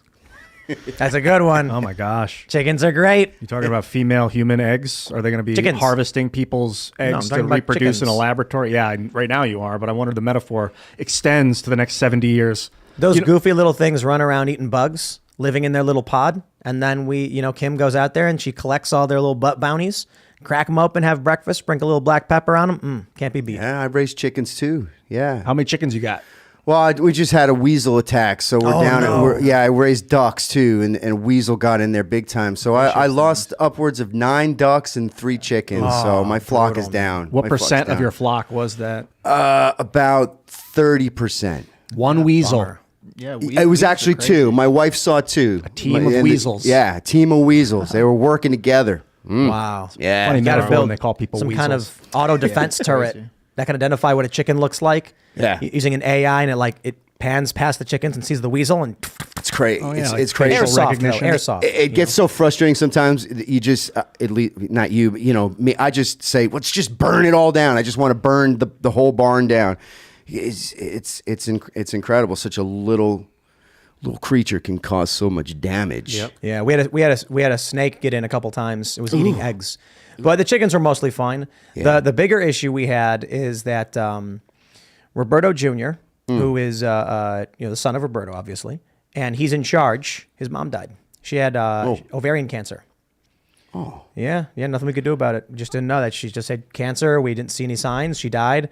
Then we went to the vet, got it checked, and they were like, "There's nothing you could have done. It just happens." Yeah. Sad story. I think you're burnt. How you're saying sometimes you get so frustrated that you want to burn the barn down. A lot of people are feeling that like sociologically, like they're so frustrated with the system and a lack of hope that they say burn it all down. But like then you get a chance. Hopefully, you get a chance to remember how awesome it is to be alive and this experience of love and pleasure and like learning and protecting other life, and you're reminded that it's worth keeping around. Yeah. That's a good note, Ian. It's a good note. We're going to go to Super Chats. If you haven't already, would you kindly smash that like button, subscribe to this channel, share the show with your friends, become a member at timcast.com. We're going to have a members-only show coming up for you about 11 p.m. Should be a whole lot of fun. And let's read what you guys got. Kenneth Hart says, "No way, Michael Graves. Man, it was so cool exchanging emails during Bush's re-election campaign. What changed? How did you evolve from there?" I'll be honest with you. I started to work more and get involved in the military sphere of things and talking to soldiers and really becoming aware of what was happening with the war and in September 11th, after what happened with September 11th, and great work like Luke Radowski had done in learning the what was happening with 9/11 really started to wake me up. I fell asleep when those towers came down, and I was living close enough to where I could see the smoke in the sky to New York City, and I immediately became entrenched in the propaganda and got angry and got mad and forgot a lot of the stuff that You've been following Luke for a long time? I know Luke. Yeah, of course, sure. He's a hero. Yeah. Oh, gee. First YouTube channel to be demonetized, I'm pretty sure. Bill Ottman was telling me one time he was in like New York and at some rally, and he was like, "Dude, Luke was on a statue. Like, we are going to the building." Right. And all these people were like, "Yeah." Right. 9/11 was an inside job. You would always see. Well, we had 10,000, people, including family members, rescue workers, survivors of 9/11, asking for some serious questions to be answered. And we were all over New York City without a permit, marching. And not an easy thing to do during those times, man. No. There was agent provocateurs. There was people trying to, of course, make us seem like we were crazy or spread disinformation and bad messaging. There's a lot of Cass Sunstein types. But those days, we were in the streets. The internet wasn't as prominent. People didn't have cell phones that you could interact with. They had flip phones. So during those days, we had to do everything in the streets. We were bullhorning. We were giving out leaflets. We were giving out DVDs. We've been doing that for such a long time, and the streets is where it was at. We're going to read some more. We got Raymond G. Stanley Jr. says, "Tim, I'm game. I learned lots from going out earlier this year. I'll knock on doors and harvest the F out of ballots. Not for Republicans, for MAGA, for America. Folks, we got 2 years. We can still win." That's right. Make sure you check. In, I think it's 26 states, there's regulations on how many you can ballot harvest and if you can. Some states, it's like you can only bring in ballots if they're your family members. There's many states where there's just no regulation at all. So people are literally just going door to door, be like, "I'll take it from you," and they'll just take the ballots and go drop them off. Is it actually called ballot harvesting officially? Or like, do they call it ballot collection? Because harvesting sounds dirty. Yeah. I mean, it's whatever you want to describe it as. Okay. But they're ballot collection, designated, what is it called? If in a lot of states, they have like a designated agent or something it's called, where you sign saying this person can take my ballot from me.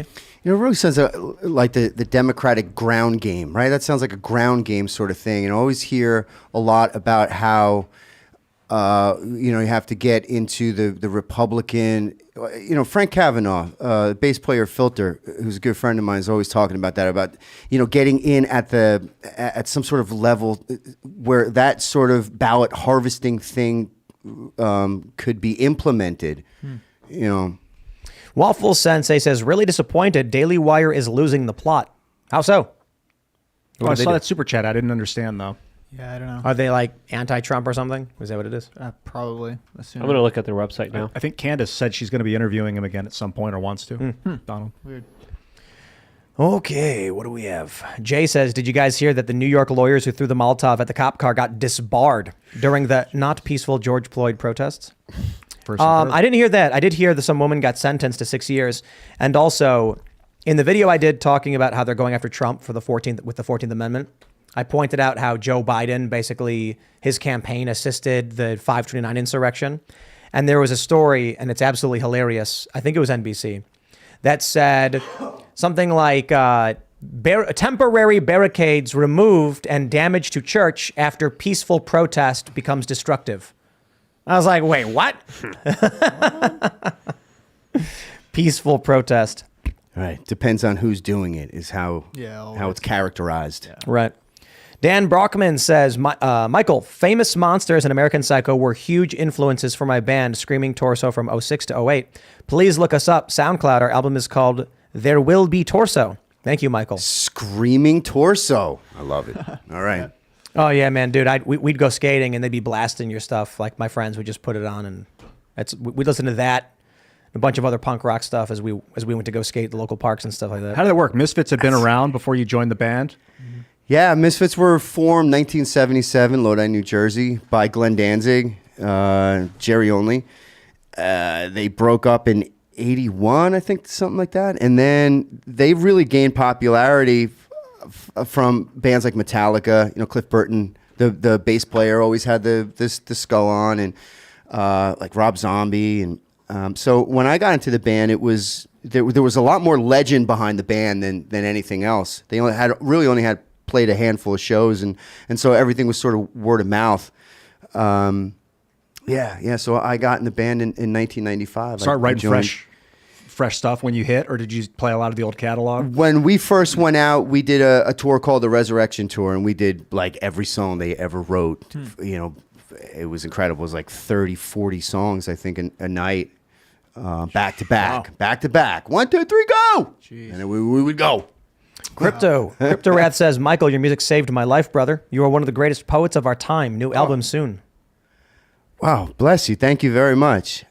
Again, I'll take that over fame and celebrity or nice fancy cars and everything. I'm so blessed that, like I said, I just came back from this tour in the United States, an acoustic tour, and I hear that all the time. I hear that these profound stories about people's lives and the things that they've gone through, and how they've overcome or what they're currently going through, and for them to then say that my music or something that I've created has affected them or it's bound to them in some sort of way that's treasure in heaven. That's not treasure down here. It's an amazing thing, and it really helps propel me forward and right on, man. So that I don't just hide in the woods and never show my face again. Nah, keep it up. Seth Weathers says, shameless self-plug. Our Let's Go Brandon Christmas wrapping paper is back for 2022 with new designs, and it won't let me post the full link.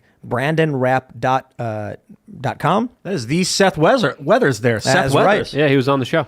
Love you, Seth. We got to get some of that. We should order some of that. Yeah. The Let's Go Brandon Wrap, and then I can send out presents to my family members and see who gets triggered. What was the website again? BrandonWrap.com, I think. BrandonWrap.com. I'm going to do the hammer thing.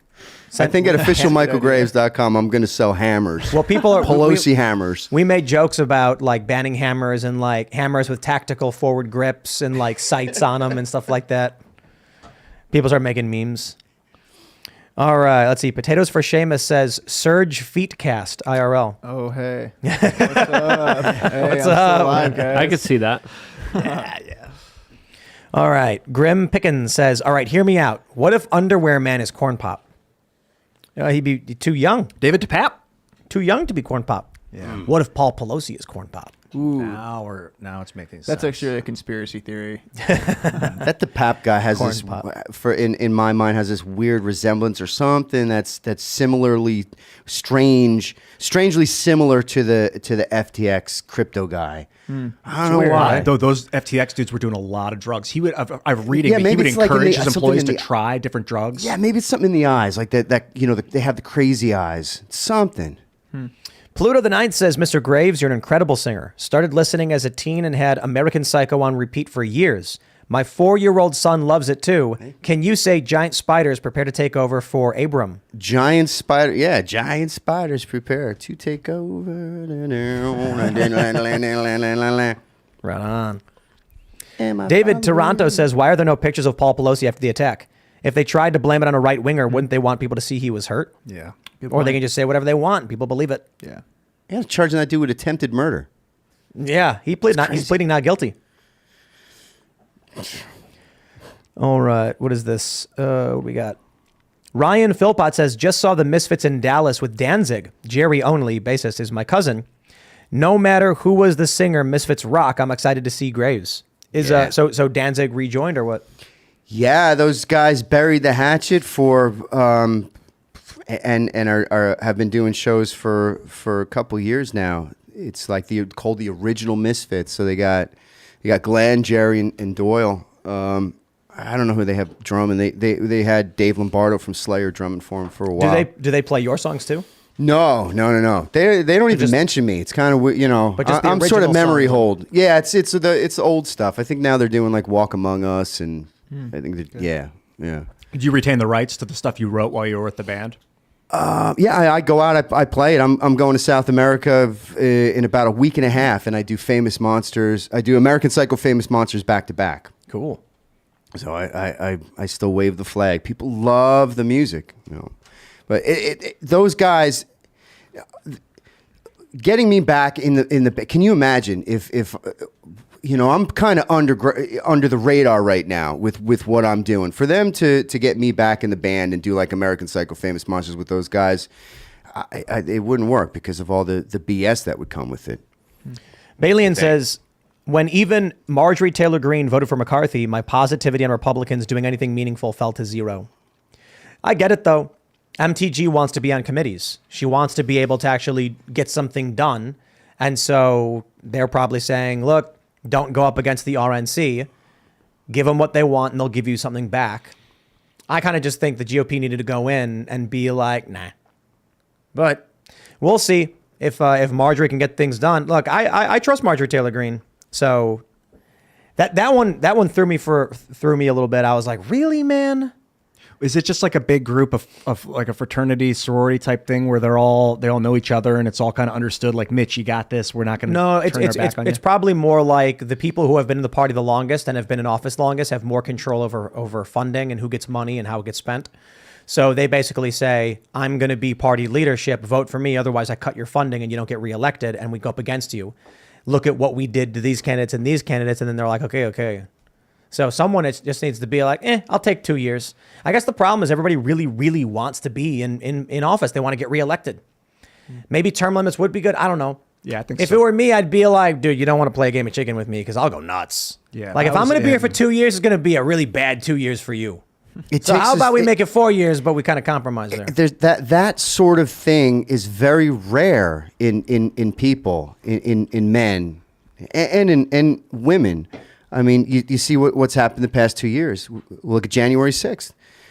All the pressure that came down on people, and whether it's Proud Boys or anybody else, everyone just scattered. Everyone just scattered because of the downward pressure and because of the fear. It really takes a certain someone to stand on their 2 feet and be firm in their position and say, no, this is the right thing. I'm doing this because of integrity, because of morals and my alignment, and I don't care what you take from me. That's the whole give me liberty or give me death. People don't understand that. Give me liberty or give me death. Take everything from me if you want, because it's not about me. I mean, to a certain point, it's about individualism, but it's about the people that came before us and what they did and what they built and sacrificed, and it's for the people that are going to come after us. My children, your children, everybody's children. That's true. I don't feel like that's my motivation necessarily, maybe a little bit. Mine's more like I'm more willing to sacrifice than you are. You know, so if somebody wants to get involved in a game of chicken, that's the game. The cars are speeding at each other. Who's got more to lose, who's got less to lose, and who's going to bow out first. I remember I learned this important lesson from my dad when he was driving his Wrangler, which was a giant hunk of steel with rust holes in it, and some luxury sedan was trying to basically cut him off and push him out of his zipper, and he started laughing, and he was just like, "This guy's not going to touch me." And then, sure enough, the guy slammed the brakes on, and we kept going. And he was like, "You think the guy in that expensive car is going to risk damage to it? I'm in a giant bucket full of metal. I don't care if someone hits it." And I'm like, that's a funny way to look at things. So when I see somebody come at me and I'm just like, bro, you got to understand how leverage works. If right now we've got 31 members, I think, of the House Freedom Caucus who are challenging McCarthy, and good for them. But we need more people who are going to be like, if I'm here for 2 years, I'm here for 2 years. You better work with me or you're going to regret it. They might be able to come out and be like, we're going to campaign against you. We're going to work against you. We're going to ship you of committees. And I'm going to be like, then I'm going to make sure the next 2 years are worse off for you for it. Or we can just say, truce, let's get through this one and make it work. You know what I would do if I got into Congress? First thing is I would get 432 headshots. Is that how many people are in the House? 432? And I'd put them on my wall, and I would memorize everyone's name and face. This is what I did in theater school. When the new class would come in, I was like a sophomore, all the freshmen, I would stare at their headshots and memorize all their names, and it created a community. So I knew everybody when they would walk in. I don't know. I kind of feel like they maybe we're just scared of you. Like, I'm imagining walking to a school and like some dude I know walking up being like, "Hey, Tim," I'd be like, No, they were glad because they were all nervous and they were new. And like you can be there for people and help people, find comfort in these crazy high stress situations. And I think just being there for them, the people in Congress, they need that right now. They need like emotional support in addition to awesome policies, like pulling carbon dioxide out of the air and turning it into graphene. Let's read some more. Christopher Hunter says, "Yo, Michael, great to see you on. I'd love to bring you back to Waco again. It's been too long. Much love to Timcast and crew. Keep it weird, Ian."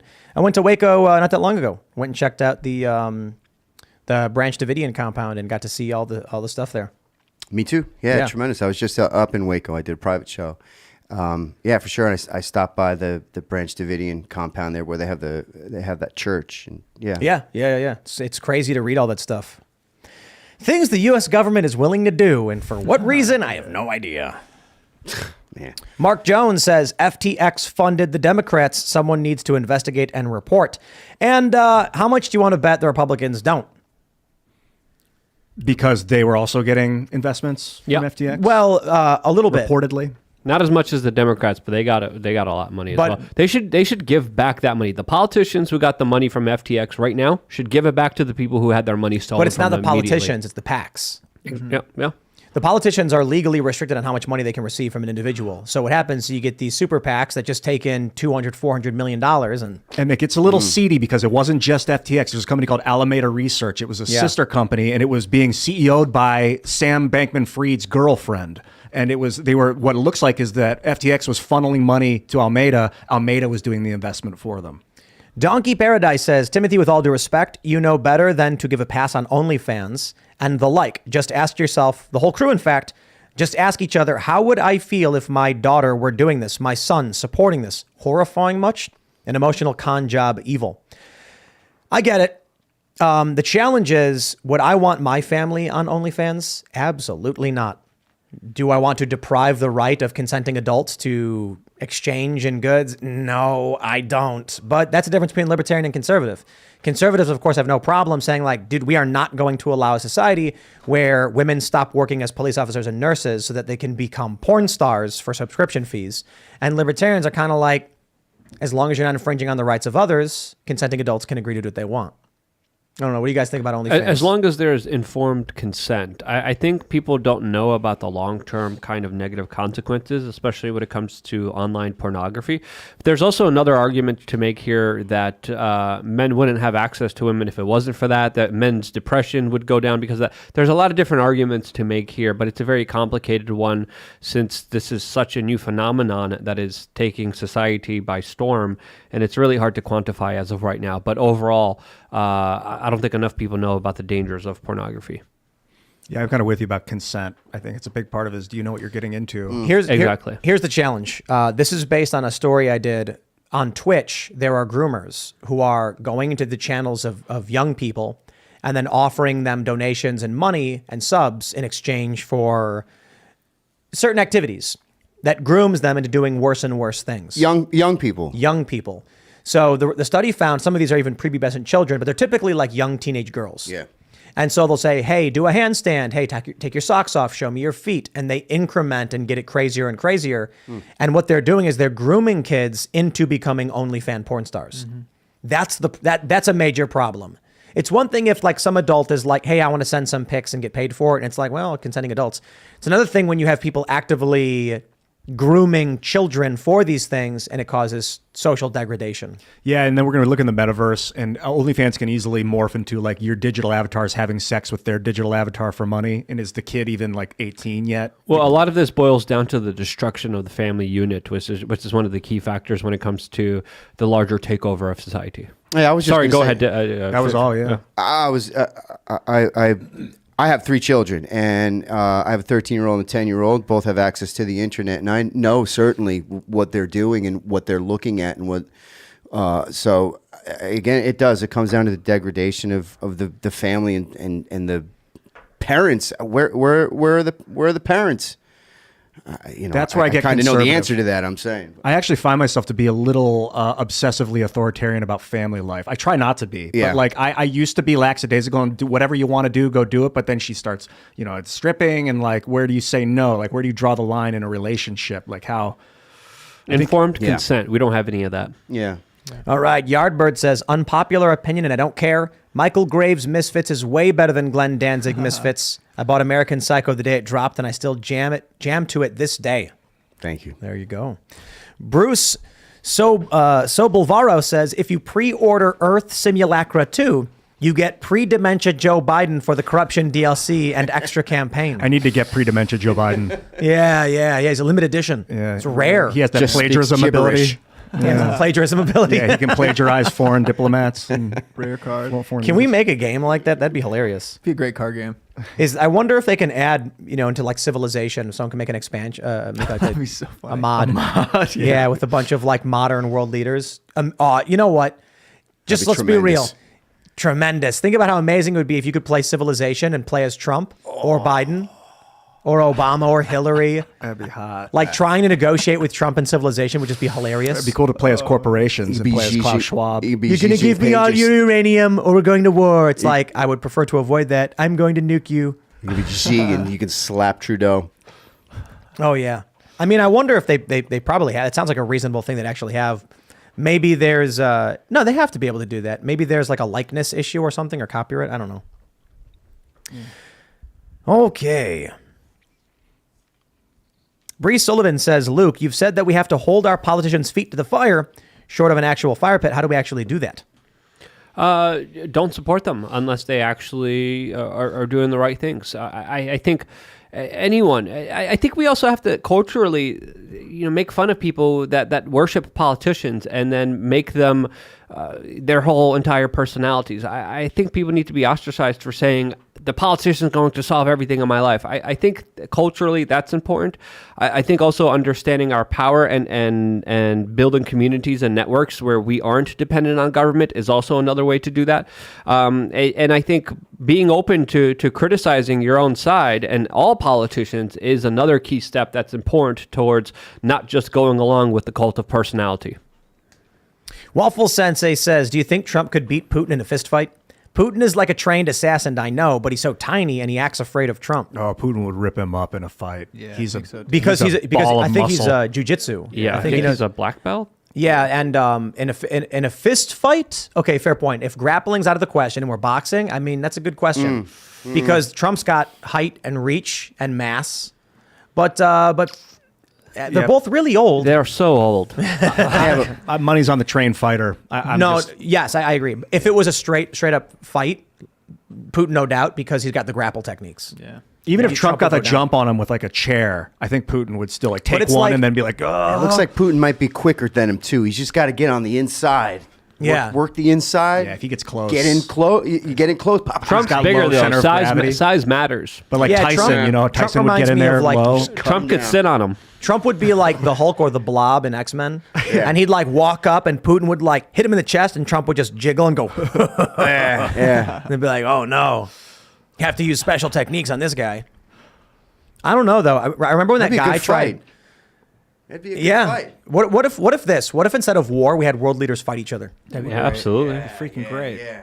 Yeah, and then you basically just like you want a world leader who's ripped and a well-trained fighter and who's got experience in combat, and then land dispute. What are we disputing? This territory? How far in? Okay, here's the arena. And we Joe get- Rogan's commentating. We get Dana White to run the whole thing. Yep. They used to I do like it out of it. Just like necessity. Rocky. Two opposing armies would come up, and rather than kill each other, they'd be like, send their best warrior to the front. They'd duel. Whoever won would win the battle. Then they wouldn't kill each other, and they'd be like, okay, you've made your point. But now then they invented ballistics, and now they're like any monkey can blast somebody now. I'm in the middle of some important administrative work. don't worry. Yes. All Quad. right. Back to where we were. We'll grab Quad-tastic. a couple more super chats. Lillian May Briggs says McCarthy is the same as Ryan. Yep. Yeah. There you go. Juice Cyber New Type says the media will get revived. Willing to bet certain investors will make sure they can while Trump runs. Perhaps, but I don't know. I mean, what's Twitter? I'm also, here's what I'm worried about. Meta is laying people off and on the downturn. Twitter is laying people off and people are questioning, what's going on, is it going to last? TikTok's expanding. Yeah. Interesting. But even Democrats are now talking about banning TikTok, so they better. Yeah. Yeah, that's just funneling all your data to China and then messing with your kids. It's a mind control device, 100%. Literally, yeah. All right. DirtNap66 says, Tim, Biden is as a ghoul in Fallout. I mean, it wouldn't take but a slight skin tone change. Agreed.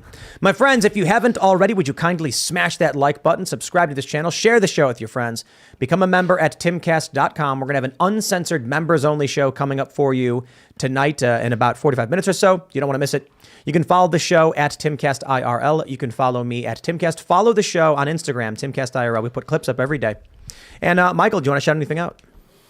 Go check out officialmichaelgraves.com. Working on a bunch of really cool things. Also, go check out AmericanLibertyAwards.com. It's a project that I'm working on with Matt Baker and Frank Kavanaugh from Filter. And more information and things will come up about that as we were talking about parallel economies and things that we can do to get culture back. AmericanLibertyAwards.com. Are you on social media? I'm on Twitter at Radio Deadly. And I'm on Gab, I'm on Rumble, Parler. Again, officialmichaelgraves.com will have all of the different social sites that I'm on. Sweet. Well, thank you so much for coming on, Michael. This was great, and it was an awesome conversation. Awesome to have you here. Thank you. As you guys know, YouTube and Instagram are giving me the business. That's why it's more important than ever. You guys check out lukeuncensored.com. I did an exclusive video there about what I'm doing to prepare. There's crazy times ahead of us. It's only going to get crazier from here. I detailed what I'm doing, and you could join the conversation and my forum all on lukeuncensored.com. Check it out. Hope to see you there. And if you guys want to go to Michael's website, again, it's officialmichaelgraves.com. It's Michael, Michale, different than the way my brother spells his name. Yeah. Michael. Great to see you, buddy. Thanks. Ian. And hey, guys, check out Cast Castle if you haven't seen it yet. Timcast.com. This week's episode is lit. It was an honor to have Corin Nemec do an episode with us. I mean, Parker Lewis can't lose. Stargate. We had someone in the super chat tell me, a while back, they're like, Tim, if you're a fan of Star Trek, watch Stargate SG-1. I did. It's an amazing show. Corin Nemec, of course, Jonas Quinn in the show, and so having him come here and do a bit with Ian was awesome. He's a blast to work with. So fun, and I think it shows up in the movie itself, in the show itself. So check it out. Definitely got to check it out. We watched a couple episodes before we got on here. I never saw it before. The one where Ian Tremendous. jammed stuff up his ass was also very funny. Yeah, that's last week's episode. No joke, and you should definitely check that out as well. That was my idea. Yeah. You think we're joking? That's actually what Thanks, he. Luke. Yeah. I'm the mind genius behind that. Just a heads up. And IamSerge.com. Hope you guys liked today. That was a good one. We will see you all over at timcast.com. Become a member. And once a week, I don't even know if we're going to do 5 people. We're going to try and grab just a handful, 5, a minimum 5, but maybe more, of the people who comment on our members only content, and we're just going to hit you up and be like, where can we send you some swag and knickknacks from the show? And it might often be a funny thing. Like you might get a piece of garbage, like nothing gross, but like, I don't know, like Luke's notepad or something. Or what Ian inserted into himself. No, I would that's not gonna love happen. to send you that. But like Ian's rocks or something like that, whatever we're trying to get rid of off the table. Yeah. So thanks for hanging out, everybody, and we will see you all over at timcast.com. Cheers.